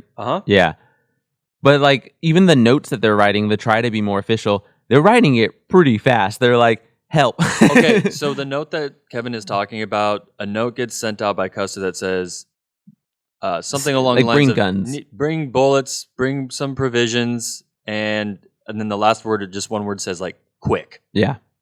Quick. And I believe when the person, I believe it's Benteen. Yeah. When he does get the note, he's like, he wants me to be efficient and bring all these things. I can't do that quickly, or else I won't be able to bring all the things that he's asking for. He, I think, put Benting in the history of it, in the mythology, in a bad spot because he did write a contradictory order. Yes. Bring all the ammunition quickly. Well, do you want me to bring the ammunition, or do you want me to be quick? Yep. Exactly. How do you feel going into this? Because things are about to start getting rough. Yes. When we didn't talk about this, right? So overall, Custard, if I'm understanding, is choosing an aggressive strategy, like you're saying. Well, the reason why I'm saying that is because he didn't bring the Gatling guns because they would slow him down. I want to find as many Indians as I can, as quickly as I can, because I'm racist and believe that I could kill as many of them as I wanted to. Mm-hmm. And that's like a joke, but also... Well, he's done it before. And World War II, that is the problem that we found against the Japanese the first couple times that we engaged with them, is we're like, racist against them, and Yeah. so then they can't. They're pretty good for Asians or something like that, like really racist things that don't. Goodness gracious. Right? Dan Carlin talked a lot about like that thing. And then when we go up against them, like, holy shit, we're so, like, our strategy and tactics are so ill prepared for this because they are just as good as us, if not better. Right. Right. It's interesting the stories that we tell ourselves to dehumanize people when we want to fight them. If you go on our Patreon, I read some letters Yep. from my grandpa who was in World War II. And if you see the letters he's writing to his wife, and he's like, man, it's crazy what's going on over in Japan. I wouldn't want one of them as my neighbors. Like, holy shit, dude. You know what I'm saying? Like that. These are the kind of conversations that were roaming around the military to help justify the means. Which he should know that he needs to be more careful because Sitting Bull's there. And Sitting Bull is a legacy, right? Sitting Bull's name comes from his father. Like, they pass on names. So, like, his father's like, you are now Sitting Bull. I am no longer Sitting Bull. And Crazy Horse is there, who is, like, my boy. And Crazy Horse is legit. And just those two, like, figures that they have, like, legit visions and shit, I would be like, I got to be careful. These are... Well, maybe it's a little bit like the United States going into Afghanistan. Like, we thought that they don't have planes and they don't have these things, so this should be pretty quick and easy. And we lost. Yeah. So it's Long story interesting. short. So he's this aggressive strategy, kind of. He's not bringing the Gatling guns, and we don't know if that's just because he wants to get there. He thinks I think he's worried about them leaving and dispersing and not getting the action, not getting the accolades because he needs the political clout. Mm-hmm. But then, and so you talked about this forced march that he's been on, and he has these scouts, and he's like figuring out where they are, and he's going, and then he stops. Right. But this is why this battle is interesting because that is genuine missing information. We don't have it. Yeah. It's gone. It's weird. It is. And I write about it at one point here in the episode. But if I were to make a movie about this, it would be I told you, like a court case drama. Right. Because like, what is this years part? down the road, they go to court and they try to figure out what happened here. And it's based, this story that we now have today is based on all of those accounts. Okay. That's the story that we were able to piece together based on these like court case, stenographer notes, if you will. So, yeah. Interesting. All right, let's approach. As Custer approached, one thing also became apparent. The topography. The land is insanely difficult to use as a battlefield. Just bad land like crevices and ravines all over the place. You can see here to the east, it's under Custer's scout, it says Badlands. Like, Badlands is what it sounds like. It's just a nightmare to traverse. So the alleged plan in Custer's mind was to split up his battalion into two wings, the right wing and the left wing. The whole idea was to swoop down into the valley from all sides surrounding the Sioux. Custer's tactics were also to typically aim for women and children in the hopes that non-combatant deaths would urge the combatants to surrender. This, in my opinion, is cowardly tactics, and the Lakota still think this to this very day. Custer's a little bitch. Bear in mind, at this point, only a couple scouts have actually seen Sitting Bull's village, and it was astronomically clogged with Lakota Sioux, ready to stand their ground.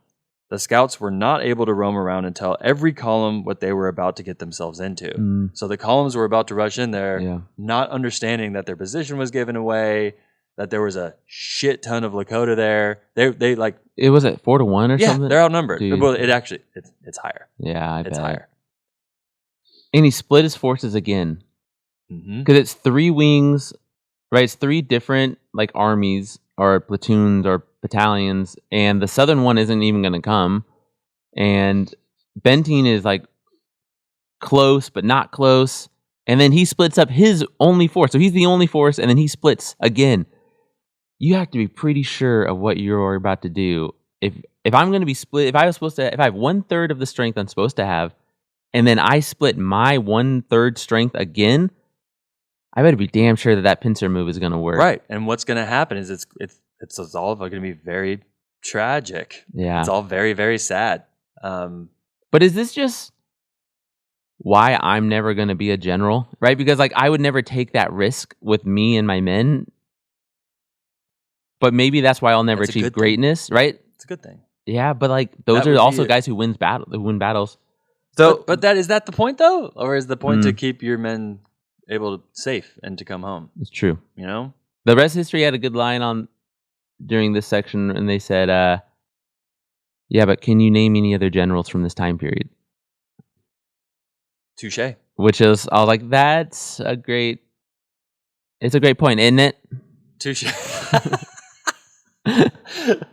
As the 7th Cavalry approached, they'd often run into abandoned villages, and of course the white man got more confident because they thought that meant that the Sioux were scared.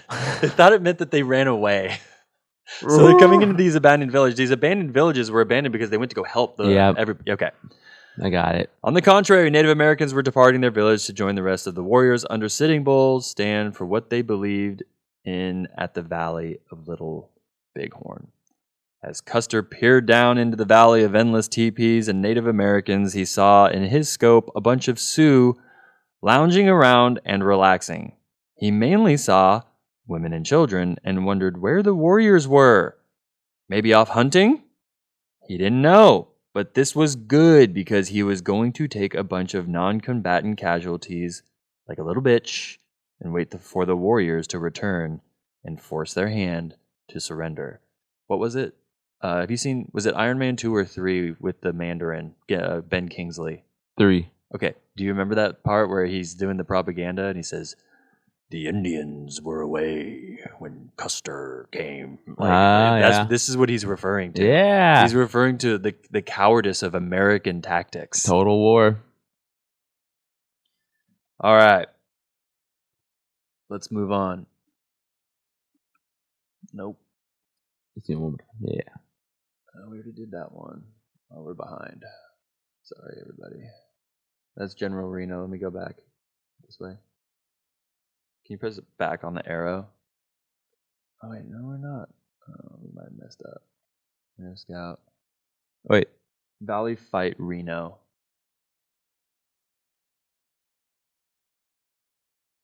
Keep going. I just wasn't Keep far going. enough. Yeah. Right here. There you go. Okay. So now you Kevin Chop. Yeah, sorry, bud. So these are your wings. These are your wings. Wing. Okay. That's how we separated his forces. Mm-hmm. And then the M stands for, I believe, the GAM. I believe it's their names. That's how they were going about that. They're like lieutenants and lieutenants. No, I think they're going by like the generals in charge of those columns. Oh, okay. Is what those initials are. I think. But they wouldn't all be generals. Officers. Their names is what I think. Yeah, okay. Okay. Yeah, skirmish line. That's what these are. Okay. All right. As Reno's battalion crossed the river Little Bighorn, he slowly noticed some Sioux up ahead. The men took 10 minutes to check their ammunitions and gear. That's a long time. After that, they counted off by fours. The idea here was when they would fire off their weapons, the men who counted off 1, 2, or 3 were to get off their horses and form a skirmish line while the number 4s stayed in the rear on horseback and watched after the dismounted horses. While the men started to gallop toward the Sioux, the translators and scouts were to take the horses from the Sioux while they were distracted fighting and cripple their mobility and movement. Okay? So, let's talk this over real quick. Yeah. Just so they count off, right? They're like, count off. 1, 2, 3, 4. 1, 2, 3, 4. All right. All you 4s, you're going to chill back. All right? You're going to chill on your horses. 1, 2s, and 3s, when they get close enough, we'll tell you when to dismount your horses, and then you'll charge and you'll be on foot. Meanwhile, translators and scouts, you guys work for us. When the Sioux get off their horses, you steal the horses.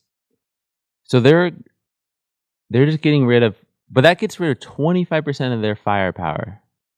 If every fourth guy is now, like, I get that the horses are super important, but to just form a skirmish line, I guess I don't get the tactic of it. Also, yeah. If you have a bunch of horses and you got guns going off and arrows flying, they're going to get scared. Absolutely. They're going to go away. Yeah, can one guy hold 4 horses And down? have you played Red Dead Redemption 2? No, it's just got released on PlayStation Plus. Oh, okay. Well, your relationship with your horse is a big deal. Yeah, I bet. During this time period, your horse is hot commodity. Yeah. Like you have a relationship with this horse, you have a bond with it, you feed it, you take care of it. It's like having your dream car. Yeah. You know what I mean? The beginning of the fight started with killing 6 women and 4 children. The rumor is that none of Reno's men had even fired a shot yet, but the battle begun with murdering 10 non-combatants. Mind you, I want you to remember while we're doing this, Reno's fucking drunk right now. Oh, that's right. Okay, just remember that. As Reno and his men infiltrated the Sioux village, dust began to kick up from the horses, making visibility nearly impossible. The Native Americans used this to their advantage, flanking them from every single angle, using their knowledge of the terrain to their advantage. Reno wanted nothing more to win this battle, considering it was an entire regiment under his command, and he thought about cavalry charge, but knew that a cavalry charge in this particular sense of being surrounded by Sioux Indians made no logical sense. Yeah. The whole point of a cavalry charge was to instill fear in the enemy and make them believe you are stronger than them. Right. Right? Try to make them rout. Mm-hmm. Who was going to start a cavalry charge was a bit of a who has the balls moment. Okay. Reno did have the bravery, but he also had the sadness. And how did Reno deal with sadness? Whiskey. That's right. On the afternoon of June 25th, Reno was shithoused on booze. Like, just remember that if you have been marching for days, you haven't been eating a lot of food. Yeah. And you're, alcohol, yes, it does give you liquid courage. Right. But it's also a depressant. Yeah. So when you get emotional in fights, you make mistakes. Yeah. Especially your leadership. Yes. Yeah. So Reno took a swig of some of his amber color liquid and yelled in a drunken stupor, "Is that good?" That was really good. And some men looked back and didn't know if he was serious. Legitimately. So the battle cry was sloppy. Yeah. But he's ordering a cavalry charge. In the battle cry during the Civil War, Custer's famous for. The cavalry, the 7th Cavalry Oh, yes. battle charge is a thing. Yes. And as a soldier in it, if I heard a fucked up one, I would be bummed. Yes. It would affect me. Bro, this is how we're starting. You ever see football players try to amp each other up before a game? Right. Come on, dude. Yeah. How would you feel if one dude was just drunk? You'd be like, we're going to lose this game. Yeah. We're going to lose. You're in charge of this? Yeah. Now, at this time, Lakota Sioux started billowing out of the dust cloud in droves. Reno later said, "The very earth seemed to grow Indians." The whiskey dick Reno decided it was time to dismount. The 1s, the 2s, and the 3s all dismounted while the 4s stayed mounted and guarded the horses. The 7th Cavalry made ready with their carbines with a maze of teepees ahead of them. Some men on horseback would get anxious and get ahead of the column. The maze of teepees ultimately led to their demise like a child wandering in the tall grass only to never be seen again. Yeah. As the column started funneling into the valley of teepees, it's important to mention here that the Lakota Sioux legit saw all of this. Because of their vantage point, the element of surprise was just given to the Lakota. The 7th Cavalry showed their position and intent of final location. Out of all incoming cavalry, Reno had the biggest advantage because there was some timber burning downrange from where they were, causing a smoke screen as they approached. So out of all the soldiers, they're the only ones with any semblance of surprise. Right. And it was by accident. Yeah, just luck. Reno has his men go into a skirmish line. All these women and children are running away, and this dude does a skirmish line. Skirmish lines would be more apt during a defensive maneuver whilst in combat. So to do a skirmish line while non-combatants are running away would be to assume that they were going to attack. the element of surprise was there. The execution didn't exist. Yeah, I don't understand. Yeah, because this is all being led by a drunk person. Yeah. By the way, if Reno could only see what his city is like, named after him, Right. he'd be like, yeah, that makes sense. Bunch of gambling and drinking. Sitting Bull was so confused by this pause that, like they're in a skirmish line pause right now. Right. Okay, a bunch of people are running away, so the skirmishers are just sitting there. They're not attacking. They're defending. A bunch of kids running away, and Sitting Bull gets so confused by this that he sent out his nephew One Bull and his confidant Good Bear Boy in the hopes that this pause meant peace negotiations. Oh, that's right. Fuck. Prior to engaging in combat. And just so we're clear, like in the Civil War, that was quite common. People from opposite sides would meet and talk before a battle. Again, technology and communication's a big deal. Yes. Because there's not a lot of it. Yes. And so there are it's hard for us, I think, as modern people to understand. And I've caught myself many times doing our research for different episodes. Things are different because technology is not there. Like there are agreed upon natural societal things like before we fight, we do talk and not kill each other. It's just a thing that happens because who knows what you're actually here for? Like things could have changed, and it's hard because as in modern, it's like, no, he showed his face. Like, of course he's a combatant. Of course we're gonna fight. We already know. We have the internet. Right. Think Anchorman. Let's talk ground rules. Right. No hitting of the face. Yes, exactly. No touching of the face and hair. And he's like, of course. Like that's what they're going to do. Which is crazy because the Lakota Sioux are, and we'll see what happens later, but they are where the word savage gets applied to. Mm-hmm. You know, it's because they have this belief in like the afterlife where like the guy you kill can try to fight you. And so in the afterlife? Yeah, so then so you fuck up their body so that they're weaker. No shit. Yeah. Didn't know that. So there's stuff like that going on. That's context. Yes. And so because of that, they get this reputation as like, they're fucking scary, man. Like they do not give a fuck. Yeah. Like they feel like they have to do it as part of their culture. That's really cool. Yeah, that makes it it's kind of intense. That's But metal. for them to be like that intense, I think that okay. Like, you know, kids will like cut off a head later on in this battle and stuff, and to have that and then go also to right before they fight, like, hey, let's just talk real quick, is wild, and it's hard for me to like conceptually get back into that mindset. Understood. Because it's definitely not a thing that happens anymore. Right. Well, because I think it's easy to see the American side of what they're about to do and be like, yeah, that's totally justified. But like, no, that's kind of a big faux pas. Yeah. Okay. Sorry. No, that's great. I appreciate that tangent and the thing that we just learned about the savagery. Yeah. Sick. The two young men got within maybe 300 feet until they were shot at and bullets blasted into Good Bear's legs. The Sioux were heated. Yeah. They went out and tried to talk through some shit, like adults. Yep. But the 7th Cavalry's commander is 3 sheets to the wind and has no fucking clue what's going on. I can't really stress that enough. But this is Battle Buddies, dude. We sit here and we critique fights and battles, and this dude's fucked up. Yep. I didn't know any of that prior to reading this. I didn't know either. And it's hard because I bet a lot of these soldiers are dope. Yep. I bet they're good guys. Yeah, it's sad. They're following orders. They're doing their thing. The rest is history.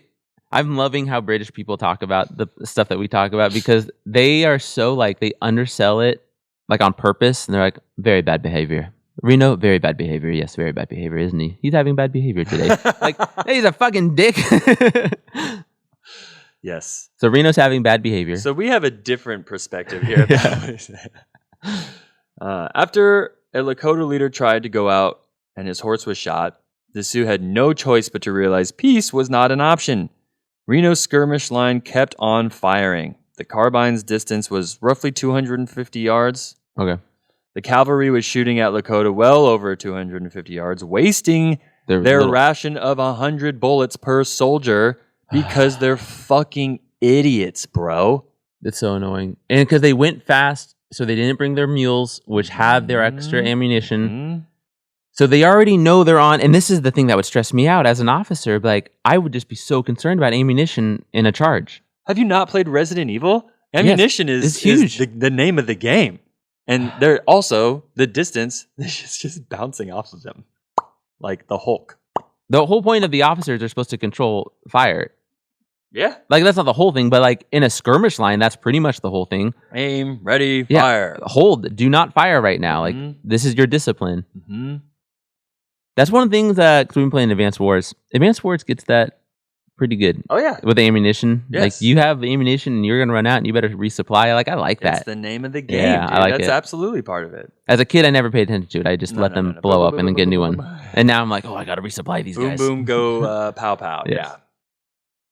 Roughly 500 Sioux warriors began to make their way towards Reno's skirmish line.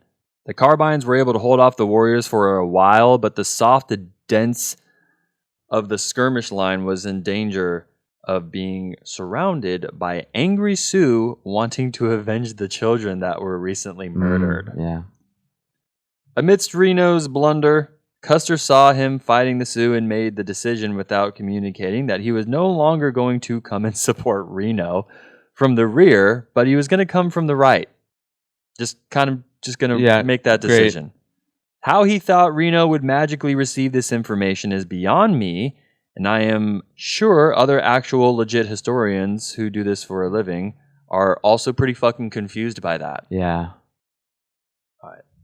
Let's look at Crazy Horse. Again, without that communication. Crazy Horse, dude. Dude, Crazy Horse is my dude. Crazy Horse. This is the guy. He just wants to be free, man. That's all he wants. He just wants to be free, man. Up until the end. He wasn't, even when he's like such a stoner.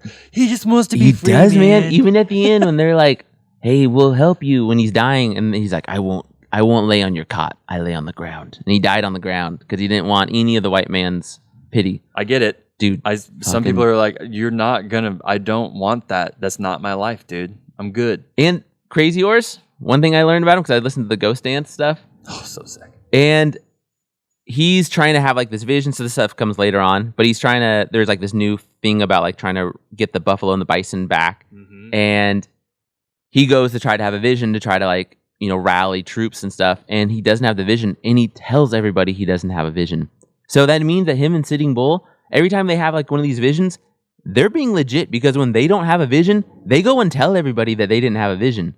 And just like level of honesty, like. Can you say that about anything? Old boy Joe Smith with the Mormonism? Like, right? No, I didn't have a vision today. Yeah. Really? Or even like the humility. Yes. And the realness of it. Just like, I agree. I went out for multiple days. I did the dance and nothing came. That is an important distinction to make. Yeah. So of their leadership. Their leadership is dope in that regard. Yes. We could disagree with many things about leadership on every side, but that part, the integrity, means a lot. Yes, that's objectively, cool. That is cool. Now, when Crazy Horse entered the whirlwind of fighting near the skirmish line, he addressed his fellow warriors and told them to calm down, be patient, and wait. You see, Crazy Horse knew that if the carbine shot 12 shots as quickly as possible, the heat from the gun would alter its efficacy and usage ability. The heat would cause the chamber to be more malleable and morph to the point of making it inaccessible. The plan worked, and the shooting became more sparse. Crazy Horse gave the warriors a pep talk and basically said, if we eliminate these soldiers today, we don't have to deal with them down the road. Yeah. And it's one thing that to note that both Crazy Horse and a bunch of other leaders, whenever like the battles start happening, they always get really calm and they go like put on their war paint. And everyone's like, dude, hurry up. And they're like, nah, dude, I'm about to go like do something spiritual right now. And I have to take my time. I can't rush into this. And it's just, that's really an awesome part of that's what shows their warrior culture. Yeah, that is how, because as we talked about last, this is what I live for. Yeah, it's not a religion. It's baked into their culture at this point. There's nothing separate about it. And Crazy Horse, I remember as a kid when we went to Mount Rushmore and then the Crazy Horse Memorial, and I read a little book on him. And his story, like the mythology of him growing up is dope. It's just like he was born and everyone's like, he's going to lead us. And so then he drank from the milk of every woman in the tribe. No shit. Yeah, just like shit like that. And who knows if it's true or not, but the story is awesome. Just like get that colostrum, bruh. From birth, he was going to lead them. Oh man, I wish I got all the milk from the boobs in my neighborhood. I would be so much stronger and wiser. Jacked. And it has to be dope when a guy named Crazy Horse is like, come. Like, the crazy will come. That's like, a good not point. yet. That's a good point. I served with a yellow horse and Oh, a cool. spotted tail. Oh, really? Yes, as a matter of fact, Spotted Tail from Nebraska, his family's mentioned in this book. Whoa. Yeah, sick. Hella Dude. sick. There's a lot of water under that bridge to join the armed forces after all that, like family history. For sure, dude. Yeah. Oh my God. There's something powerful about that. Yeah, I'm not absolutely. I'm not even going to get into it because I feel like I don't have the proper words. I to know, because I express. wanted to talk about, I think Crazy Horse, maybe Sitting Bull too, but I think definitely Crazy Horse. And the later in their life, they say that it's like the Native Americans, the Indians, I think what they say, is the one who betrayed them, not the white man. And there's so much there to unpack about like your own people hurting you in the long run, or like we already knew that the white man was going to go back on their word after the first time, so like that was expected. But there's so much, like I can't even get into. There's a lot. There's And we're going to continue down that road. Yeah. But right now we're just talking about Little Bighorn. Little Bighorn. Mm-hmm. The skirmish line pivoted to address the rapidly approaching warriors from the west. One of the companies had already retreated into the woods to find their horses, who had been spooked by all the firing of weapons and chaos. They're firing fast. And I don't think they would have been spooked if they guys were on it, because they're trained For to sure. Yeah. have a guy on it shooting. Yes. But they're not trained to sit there, right? I don't I would so. not think your cavalry is trained like I don't see them running drills where they are jumping off their horses and forming lines. And you also have warrior Lakota Sioux flying around everywhere, being like And it's Crazy Horse from the west, right? coming from the west. Yeah. Right now he's in the yeah. Yeah. Mm-hmm. So that's the group that's like scaring everybody. Yeah. Yeah, fuck, dude. And there's like all the horses are kicking up like dirt Yeah, and dust. And then Jesus. and the Lakota are like, that doesn't mean shit to us. We can run this with our eyes closed. Yeah, we know this land. This is some of those abandoned teepees you were just talking about. Those are Mhm. from all their sun dances. Right. Like it's Yes. literally where this is their land for Correct. this generation has been here. It's pretty cool. Yeah. Like that's a really cool thing to view the land as like these extended capillaries of your bloodstream. Yeah. It's just really, it's powerful shit, and I really respect it. So the skirmish lines became so thin, men began retreating in droves. Yeah. The Lakota Sioux were winning ground. The Sioux strategy and tactics were working far superior. They gallop in groups, aim, fire with their weapons, turn around, and wait to get back in the back of the line for the rest of the group to gallop and attack. So they were essentially going out, galloping, doing something, turning around, getting back in line while somebody else would go out there, gallop, shoot, go back in a line. Like it was a constant circulation of just bullets. yeah. And instead of being in the front line and having to reload your gun, they're retreating. Yep. It's a cool tactic. It's like step stuff.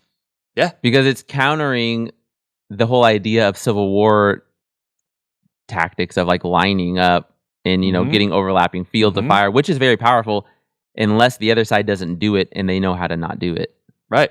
Interesting.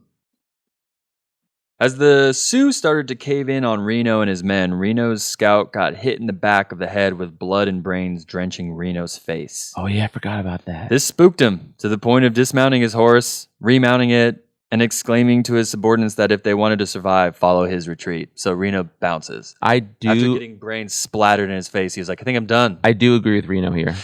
Drunk or sober, I agree with him. Yeah, dude, the trauma in that moment is insane. Yeah, a person's brains get splattered all Yeah. over your face. And I have to like always remind myself, because here, I want to critique Reno for being drunk and having this bad tactics and Can. stuff, but I will. But in the fight, Crazy Horse would not like me because I would not do well in this warrior culture. And I also don't want to be in the 7th Cavalry fighting people like that. It just sounds intense the whole time.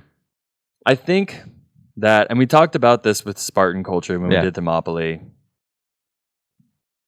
People are going to disagree with me, but I think that if you are indoctrinated from birth that war is just a part of your life, that has to affect you differently when you die on the battlefield. That's honorable. Right. That's like a good way to die. Right. That's what you wanted. Yeah. Because what you were trained in. What was it? The Japanese thing that we learned in Lady Golf? You become the death flower or whatever. Oh, yeah. Or something like that. The Death Blossom? Yeah, the Death Blossom. So I forgot about that. yeah.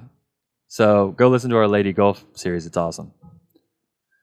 So just like that, instead of a methodical military retreat, Reno yelled, quote, "Every man for himself." Oh my God. Swear to God. Just don't say that part. Like, If this you're isn't the going to look leader- good in the courts, bro. If you're the leader, you just don't. You say that's the quiet And part. he did. And he said it. He screamed it. Yeah, you God. pretty much yelled it. God Every damn man it. for himself. And bolted in the opposite direction as danger. Now, technically, Kevin's right. This saved a lot of lives. The cavalry was outnumbered by the Lakota at this point 5-1. Yeah, they were never gonna win this fight. No. Obviously, a lot of men were scattered about fighting the Sioux with Reno when Reno retreated. A bunch of men were left fending for themselves, and Native Americans just absolutely obliterated these stranded men. Lakota Sioux had a tactic where they'd slip off to one side of the horse to make them a small target to aim at the 7th Cavalry. And basically they couldn't see them because they were hiding behind the horse of the neck and the entire body. Learn about Captain French. This dude, Captain French. The bad mustache. As Reno's men retreated, Captain French was the only dude to move forward and hold off as many warriors as possible to give his fellow men time to safely get away. Dude deserves a shout out. Yeah, sorry to make fun of your mustache. And there was witnesses on both sides who corroborate this story. He killed at least 8 combatants. Historians will continue to debate what Reno's charge would look like if French were in charge. Yep. And we'll never know until we put it into totally accurate battle simulator. So subscribe to our Patreon. Yeah, because I have one ready to go. All right, Benteen. Let's go back to Benteen's swing. What's your read on Benteen? I don't hate him as much as the other folks. Yeah, in this. some people. It's a very polarized subject. I think that Benteen was, given the circumstances, I do think that Benteen tried to do his best. He makes some pretty intense mistakes, though. Yeah. Yeah. And it's hard because he doesn't like Custer. The communication of this reminds me of our episode that we did on Al Qaeda and the road to 9/11, and we learned that the CIA and the FBI hated each other. Right. And it was like, you guys could have avoided this if you worked together. Yep. That's what this is. It's like, if you guys actually worked together, this battle would have been worked entirely differently.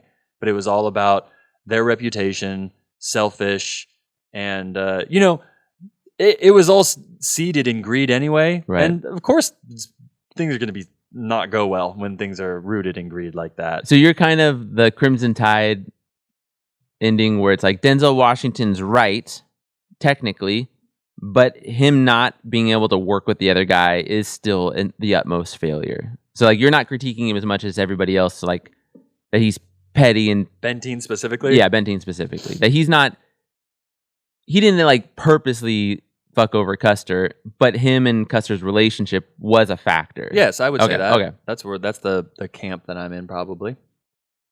As Reno's men retreated, the Lakota Sioux picked them off as they tried to escape the graded topography, making their escape essentially an uphill battle. Yeah. Now, simultaneously, during this whole Reno's charge situation, Benteen was also making his way into the valley with very little concern as to what was clearly happening with Reno down below. Benteen had received a note from Custer that said, "Cut the shit and get the fuck down here." But Benteen took his sweet ass time. He read the note and was like, "Ha! I can't be quick if I am of service. I'll take my time and be safe," as we were mentioning before. Yep. It's a very famous letter. It is. Yeah. It's an important thing to know if you want to know about the Battle of Little Yes. Bighorn. As he made his way down to the river and saw Reno's men getting fucked up by at least 800 Sioux warriors, Reno screamed and begged for help, to which Benteen replied, "Where's Custer?"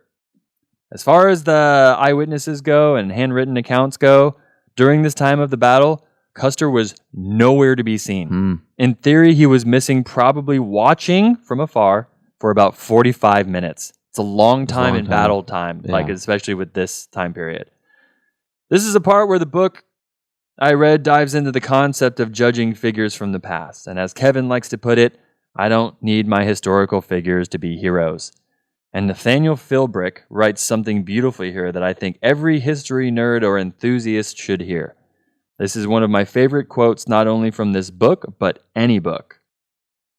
Nathaniel Philbrick writes here, "We interact with one another as individuals responding to a complex haze of factors. Professional responsibilities, personal likes and dislikes, ambition, jealousy, self-interest, and in at least some instances, genuine altruism.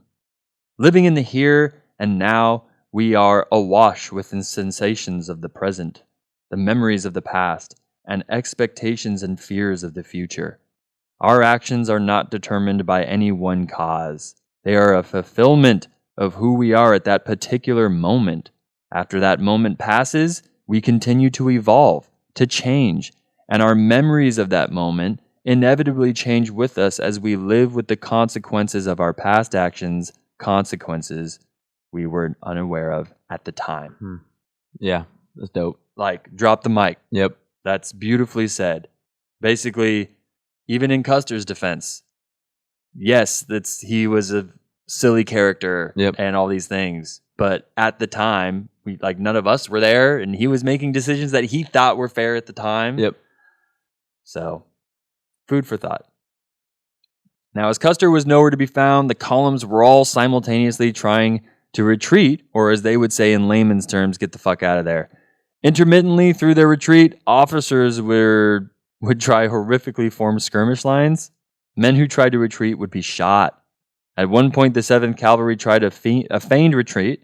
For those who have been listening for a while, we mentioned the feigned retreat in our first series on Thermopylae. Essentially, this is a tactic where you pretend to retreat in the hopes of luring your opponent into an ambush. This, for me, is hard to get on board with. It feels like veterans probably described it and wanted it to sound cooler than running away, so they called it a feigned retreat, out of embarrassment or shame. That's Spencer's take on it, and I'm eager and willing to listen to all hate mail as to why I'm a dumbass. As night fell upon the valley, 7th Cavalry soldiers stared from distances as the Lakota Sioux sang and danced around their fires with banging drums. The 7th Cavalry officers wouldn't be scared if they weren't so... They would be scared if they weren't so shit-faced. Yeah. Just looking down or looking at these villages of these Native American. Remember that song we heard at the beginning of the episode? Can you just imagine hearing that echo throughout this land? No, after you lost a fight. That sounds terrifying. Yeah.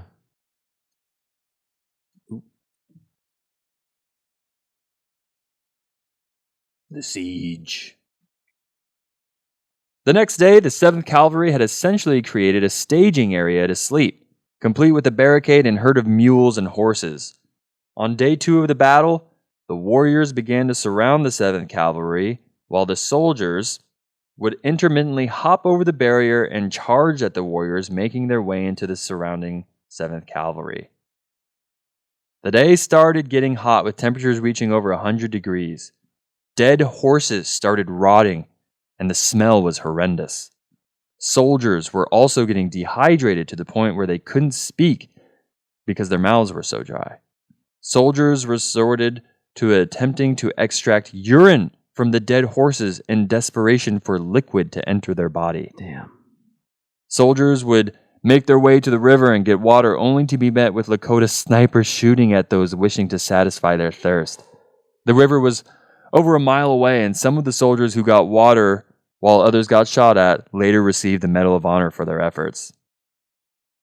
The soldiers fought and tried to protect their men at all costs, and after a day of fighting, the Lakota Sioux had finally lightened up on the siege and began to take off.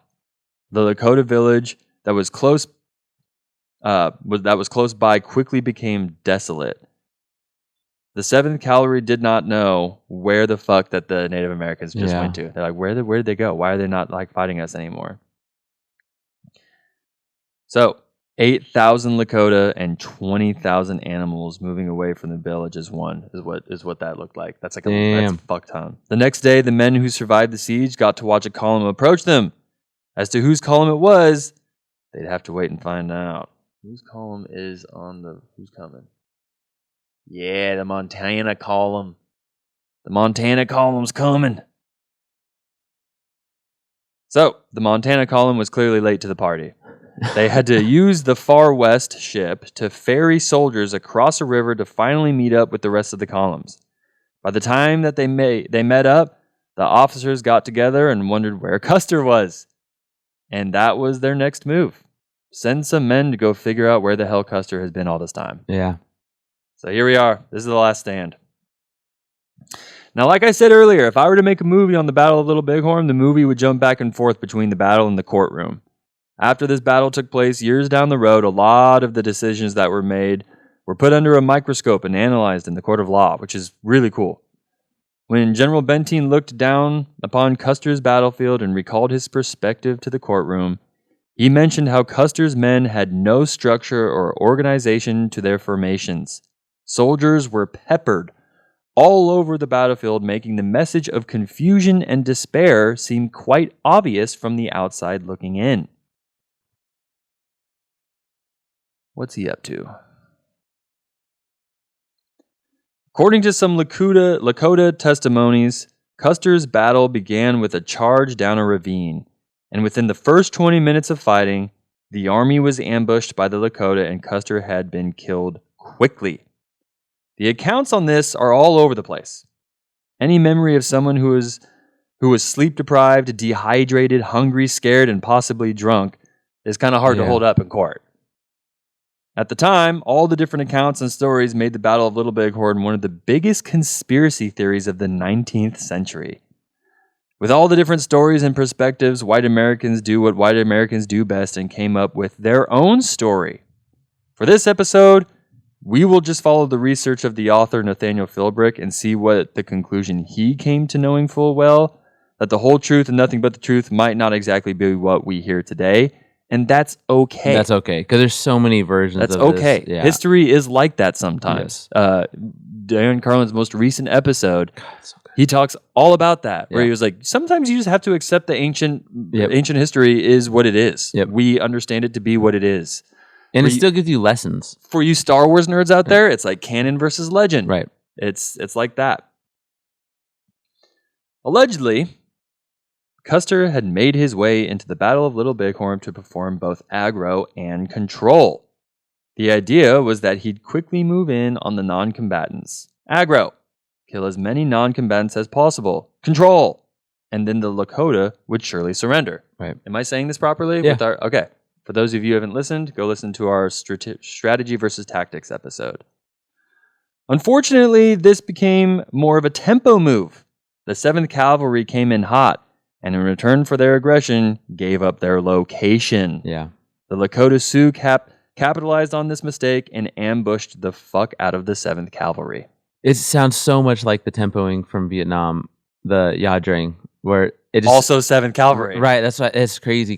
But the trade is so much better for the Native American side, where it's like, we can trade like 1 for 1. Yeah. Maybe 2 for 1. Yeah. And we'll still have like 60% more. And we're in a warrior culture where like that's a trade we want. Like we actually want to make an that honorable trade. Yeah, so that because they're fighting for their way of life. 100 and land. That's what I mean, because they want the land to live off that land. 100%. Okay. So yeah, they're definitely using a tempo, and it sounds like Custer accidentally fell into this tempo. You know, like he fell into their tempo, which is bad. You never want to be in somebody else's tempo. Yeah. Like, I'm trying to trade 2 for 1 for you. If you start trading 2 for 1 for me, I'm going to win because I already did the math on that. So if I'm 5 to 1 population and I'm trading 2 to 1, I'm still going to have most of my army at the end.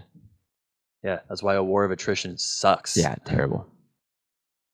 At this point, a soldier holding up the 7th Cavalry flag, who had a history in the Civil War of capturing enemy flags and got 2 medals of honor for it, this dude gets knocked down by a Lakota warrior. The Lakota warrior grabs the flag and kills the soldier with the end of the guidon. Damn. The symbolism is epic. Yeah, it's there.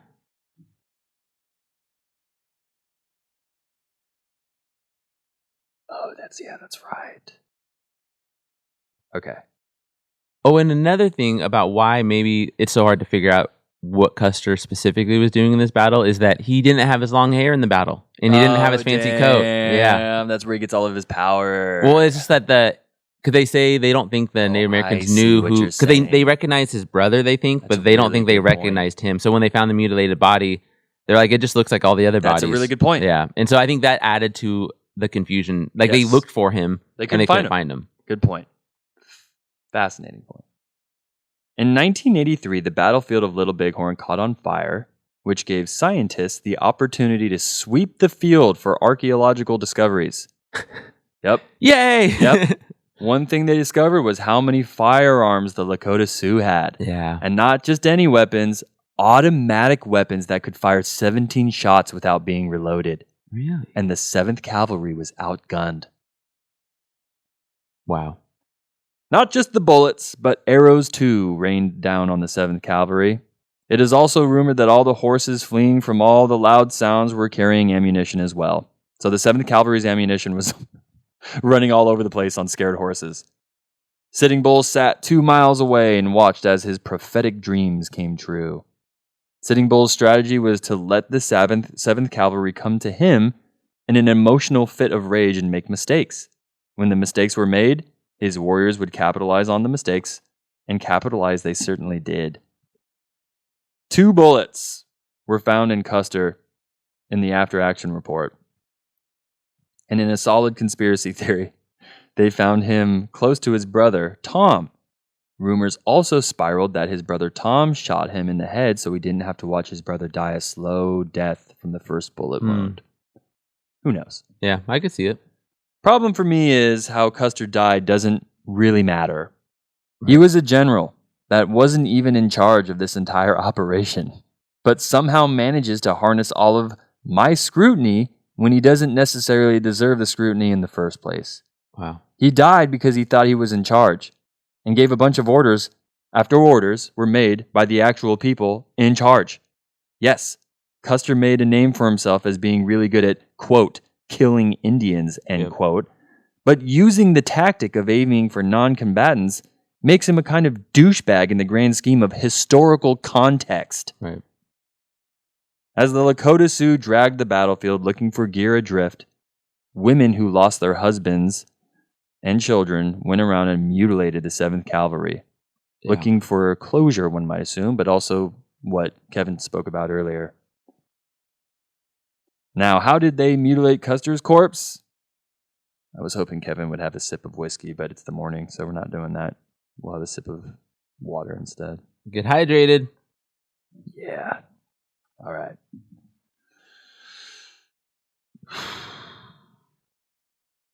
All right. So when they came upon Custer's body, they had these thing called, what was it called? Thralls? What is it called?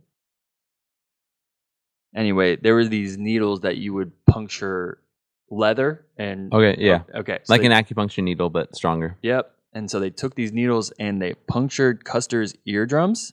Yes. And then they stuck an arrow up his dick. Yeah. So the eardrums is so he would be deaf in the afterlife. Correct. Yeah. Because in the battle, after the Battle of Washita, he was like, we're good. There's no beef. I'm not going to attack you again. So they're like, we're going to let you get better hearing because you straight up told us that you weren't going to, fight us. So you should be able to hear better in the afterlife, which is sick. Yeah, that's dope. And then the arrow up the dick thing needs no explanation. Nope. No explanation. And that's where I leave the Battle of the Little Bighorn. That's it. That's where we're at. That's the Battle of Little Bighorn, dude. Sitting Bull wins. Now, obviously, everyone's kind of like, what's the aftermath of all of this? Well, the aftermath is that eventually the United States Army takes over and forces Native Americans to go live in reservations. Yeah, it's not good. No. Well, fucked up. And it's like partly, I was trying to think of through like an economic lens, which I feel like isn't talked about enough, but it's essentially that they finally have like a force. Dan Carlin keeps talking about like if you watch all of the series, like he talks about the steppe because the steppe is like Native Americans, but they actually had the force, the size, like a comparable force to other armies. And they never had a comparable army. This is the most comparable army they get. And then because they can't live off the land, because there's just not enough anymore, because it's all just been taken out, that they have to almost immediately disperse. Mm-hmm. And that's how their culture kind of works too. It's like warring tribes, and it just sucks that this is the end of the story, essentially, for them. Yeah. And let's ask the same questions that we asked at the end of our... what series was that? Masters of the Air. Is that fair? Yeah. So, what about this story makes, today? Like, what about this story makes the United States, and it makes the Lakota Sioux the Lakota Sioux? Like, do we see remnants of this battle to this day? I think so. I think one thing is, I think we, in popular American like literature and culture, we accept that we were wrong with the treatment of Native Americans, and like this is seen because it's interesting looking through the history of it, because sometimes it's seen as Custer's last stand as the brave thing, sometimes it's seen as he's a bad thing, and I think right now we're in the like, I can't imagine like a popular movie coming out where it's seen as like everyone's talking about how brave Custer was, right? Like I can't imagine that movie being made right now. Okay, so the perfect segue. What was the question that you had? Oh yeah, my question was 2 questions.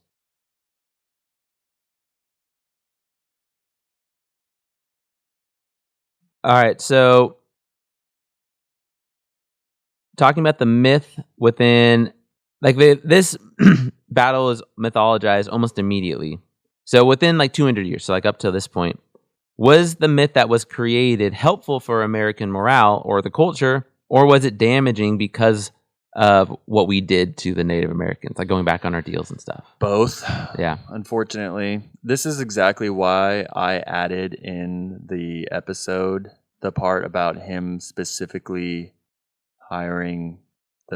Custer hiring the cousin of the famous newspaperman, the dude who made the Associated Press. Right. Because he knew exactly what you're saying right now, that his name was going to be echoed in history, and he wanted it to be legacy. He wanted it to be a positive thing. And I don't think that his execution was genuine and sincere. It was all him trying to be manipulative. As far as, perpetuating the manifest destiny, they got what they wanted. Yep. He died a martyr in that sense for sure. Right? I think so. Like they absolutely, like Custer's last stand. Yep. Like that, those are all epic stories that are going to perpetuate the need to move and go get gold from these Black Hills. Yep. And I don't care what now people have died for it. Right. And then as far as the Lakota Sioux are concerned, dear God. So recently was the whole Dakota pipeline thing. Right. No wonder people were pissed about that, because it was like, we've already fucked with them enough, dude. Come on. So, because what's the only other big battle after this? Like Wounded Knee. I'll bury my heart at Wounded Knee. I think that's a couple years later. Yeah, that's when everything goes to shit. Right. That's when everything goes to shit. But as far as mythology is concerned, right now, you and I are here in the year 2024 talking about it, and we're clearly able to look back on this and be critical of our own country. Right. Because, like you said, we love our country, so we can be critical of Right. it. And be like, you guys had a treaty with these people. Right. You made an agreement and you went back on your agreement. That's childish and fucked up. Right. Regardless. Yep. So I think that narrative is going to be pushed for a really long time. Yep. And more so as we go into the future. Absolutely. It's going to be more of the myth of Sitting Bull. Like, that's just sounds cool. It is. Well, and it's hard because, like, it's just so hard to now be, like, I want to be critical on all sides of everything to learn as much as I can. And it sucks that we were so racist immediately after with the mythologizing, because there are other elements that are really interesting. Like, were the Lakota Sioux, like, did they commit a genocide against a peaceful people within 2 generations in the Black Hills? Like, it's possible. Yeah. But it's really hard to talk about that because everything that comes from us just sounds bad. Yeah. And for correct reasons, because it has been bad acting, in the past. And so we're like, okay. And I just hate that, like, bad acting 200 years ago is still preventing us from looking at things with, like, open eyes now, because we have to be careful, which we do have to be careful. But it's like, there's more to this story and how, like, the context of, like, how Sitting Bull got there. Yeah. And Crazy Horse got there. Yeah. I think a perfect segue is my other question. Was this moral? Was this ethical? And was this logical? Morally, no. It is not moral to go in and kill women and children so that you can force people to surrender because now there's your kid's dead.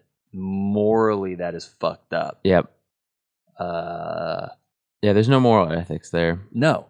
As far as logical, sadly, there is a logic. Yeah. There's a logic to the strategy. of like we all understand that they found gold. Gold has value, and they were like, we care more about the value of gold than we care about the value of your lives. and America's economy wasn't strong right then, right? They were Because deeply in debt after the Civil War. Yeah, so they needed to. Isn't it so weird? Like literally pulling out money like out of the ground. Like we're gonna literally pull money out of the ground. Yeah, and what also, mind you, I don't know if I mentioned this. This happened in 1876. That's the 100-year birthday of the country. Yes, the Centennial. Well, that was why he wanted to get the fame. There you go. He wanted to go to the Centennial Democratic Convention there you go. with all that praise. See?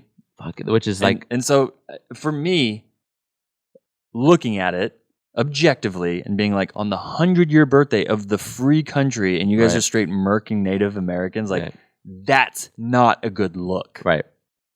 Now. No. Hindsight being 2020. How do you think it's going to age?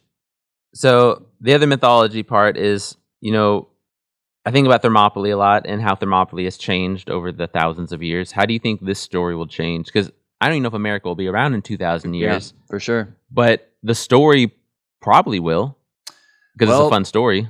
If we know anything about what time does to stories, it's that things inflate. Yeah. So if the direction is going to stay the same with the narrative of these characters now, Sitting Bull will inflate and Custer will also inflate. But right now the narrative is that Custer is kind of a big dum-dum. Right. And so that will probably inflate. Like it'll probably be more like hokey and interesting, like a charismatic, weird Trumpian type character like Custer versus this interesting warrior community. He's going to look like Leonidas. Yeah. He's going to have, there's did you not say that there's statues of him or some shit or was that Crazy Horse? Crazy Horse. Okay.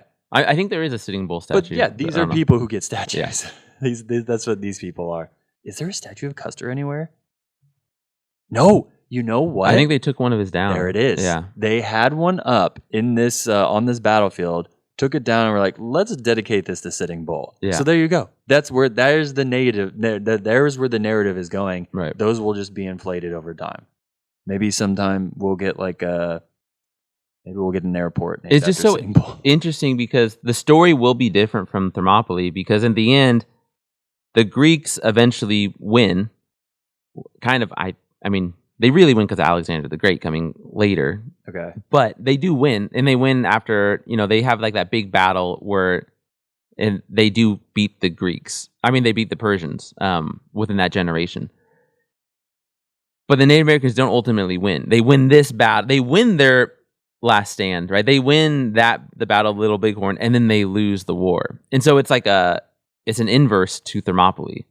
It is. And so I think it'll be different. Like, I think the mythology around it will be different, like more spiritual or something. Like the legacy is a spiritual, or it's like a long poison, right? Like I will poison America 2,000 years from what happens today or something like that, right? I could see him making him prophetic. Like, I will kill your nation. I will kill your great father, right? That's what they call the president. Yeah. 1,000 years from now. Okay, so let's kind of talk about it in like a philosophy sense in the future, right? So now with the distance that we have from Jesus on the cross, sure, right? A lot of the huge debates in churches and historians and whatever is, did Jews kill Jesus? Did the Romans kill Jesus? Right. Or did Pontius Pilate kill Jesus? Right. And at the end of the day, from my perspective, it was like humanity killed Jesus, bro. And that is probably what's going to inflate over time, in my opinion, is they're going to be like, oh, the white man killed the Lakota Sioux. No, probably capitalism. Right. Probably capitalism is what wiped them out. Greed. Just straight up greed. Yeah. I think that's what ultimately did it out was human beings wanted something and were able to not look at other human beings as like partners on this planet. They viewed them as like an obstacle of what was supposed to happen.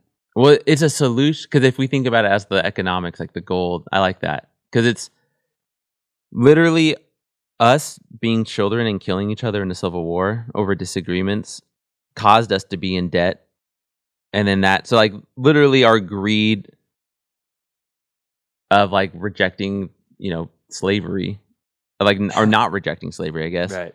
caused us to then go into the Black Hills to look for gold. I mean, Jesus, dude, globalism, global trade started because of slavery. Right. Like that was where like, whoa, damn, now we're global because of slavery. Like True. that just genuinely shows that when greed is involved, human beings can do tremendous things. Right. And that's not a good thing. You know, we got James Cameron making movies about it, like, we got to get back to the nature and stuff. Like there is something to that. Yeah. So that's what I think is going to happen. And What he says while having the state-of-the-art submarine to go with the Titanic. So, great. dude, ladies and gentlemen, thank you for listening to this Yeah. series. This was a longer episode. Let us know how you felt about that. Yeah, I like that we're doing different. We're trying something new. Yeah, different styles. We're trying to do one-offs. Next for me is this guy. We're going to do the Siege of Pensacola. Is Yeah. my next thing. The Iliad's coming up. Iliad's coming up. It's summer, so it's coming. The Iliad. There's no stopping. Yep. And I'm pretty excited about it. What else? Anything else? Right now, no. The Iliad's going to be a longer series. Yeah. Iliad. Oh, is it? How many parts do you know? We're trying to do maximum 5. So I'm writing it for 5. Let's go. I'm excited to learn about the Iliad. And for those of you who are like, why the Iliad? The answer is if you go to the military academy, it's required reading. Yeah. And there's just so much to it. There's so many reasons that the Iliad's the one we should cover. This is the way. Yeah. This is the way. So thank you so much for listening to this series. I put a lot of hard work into this. Yes, you did. This, You did great. Episode. So I hope you guys enjoyed it. That was about Little Bighorn. Required reading in the Army. Well, no, it's on a reading list in the Army. So thought it would be important for our archive of battles to know. Yep. It's a It'll good be one. fun to refer back to this one. We got to learn about some cool tactics like skirmish lines and things Yep. like that. That was fun. And mainly this is a story of characters. It is. This is a story of characters. Reno and all that. Thank you from the bottom of our hearts for listening. If you Yep. made it this far, we appreciate you. And we're going to do something different this episode. Instead of saying until next time, bonsai, this time we're going to say hoka hey Hoka-hey. Okay. in honor of the Lakota. Yep. All right. So thank you for listening. And until next time, Hoka-hey.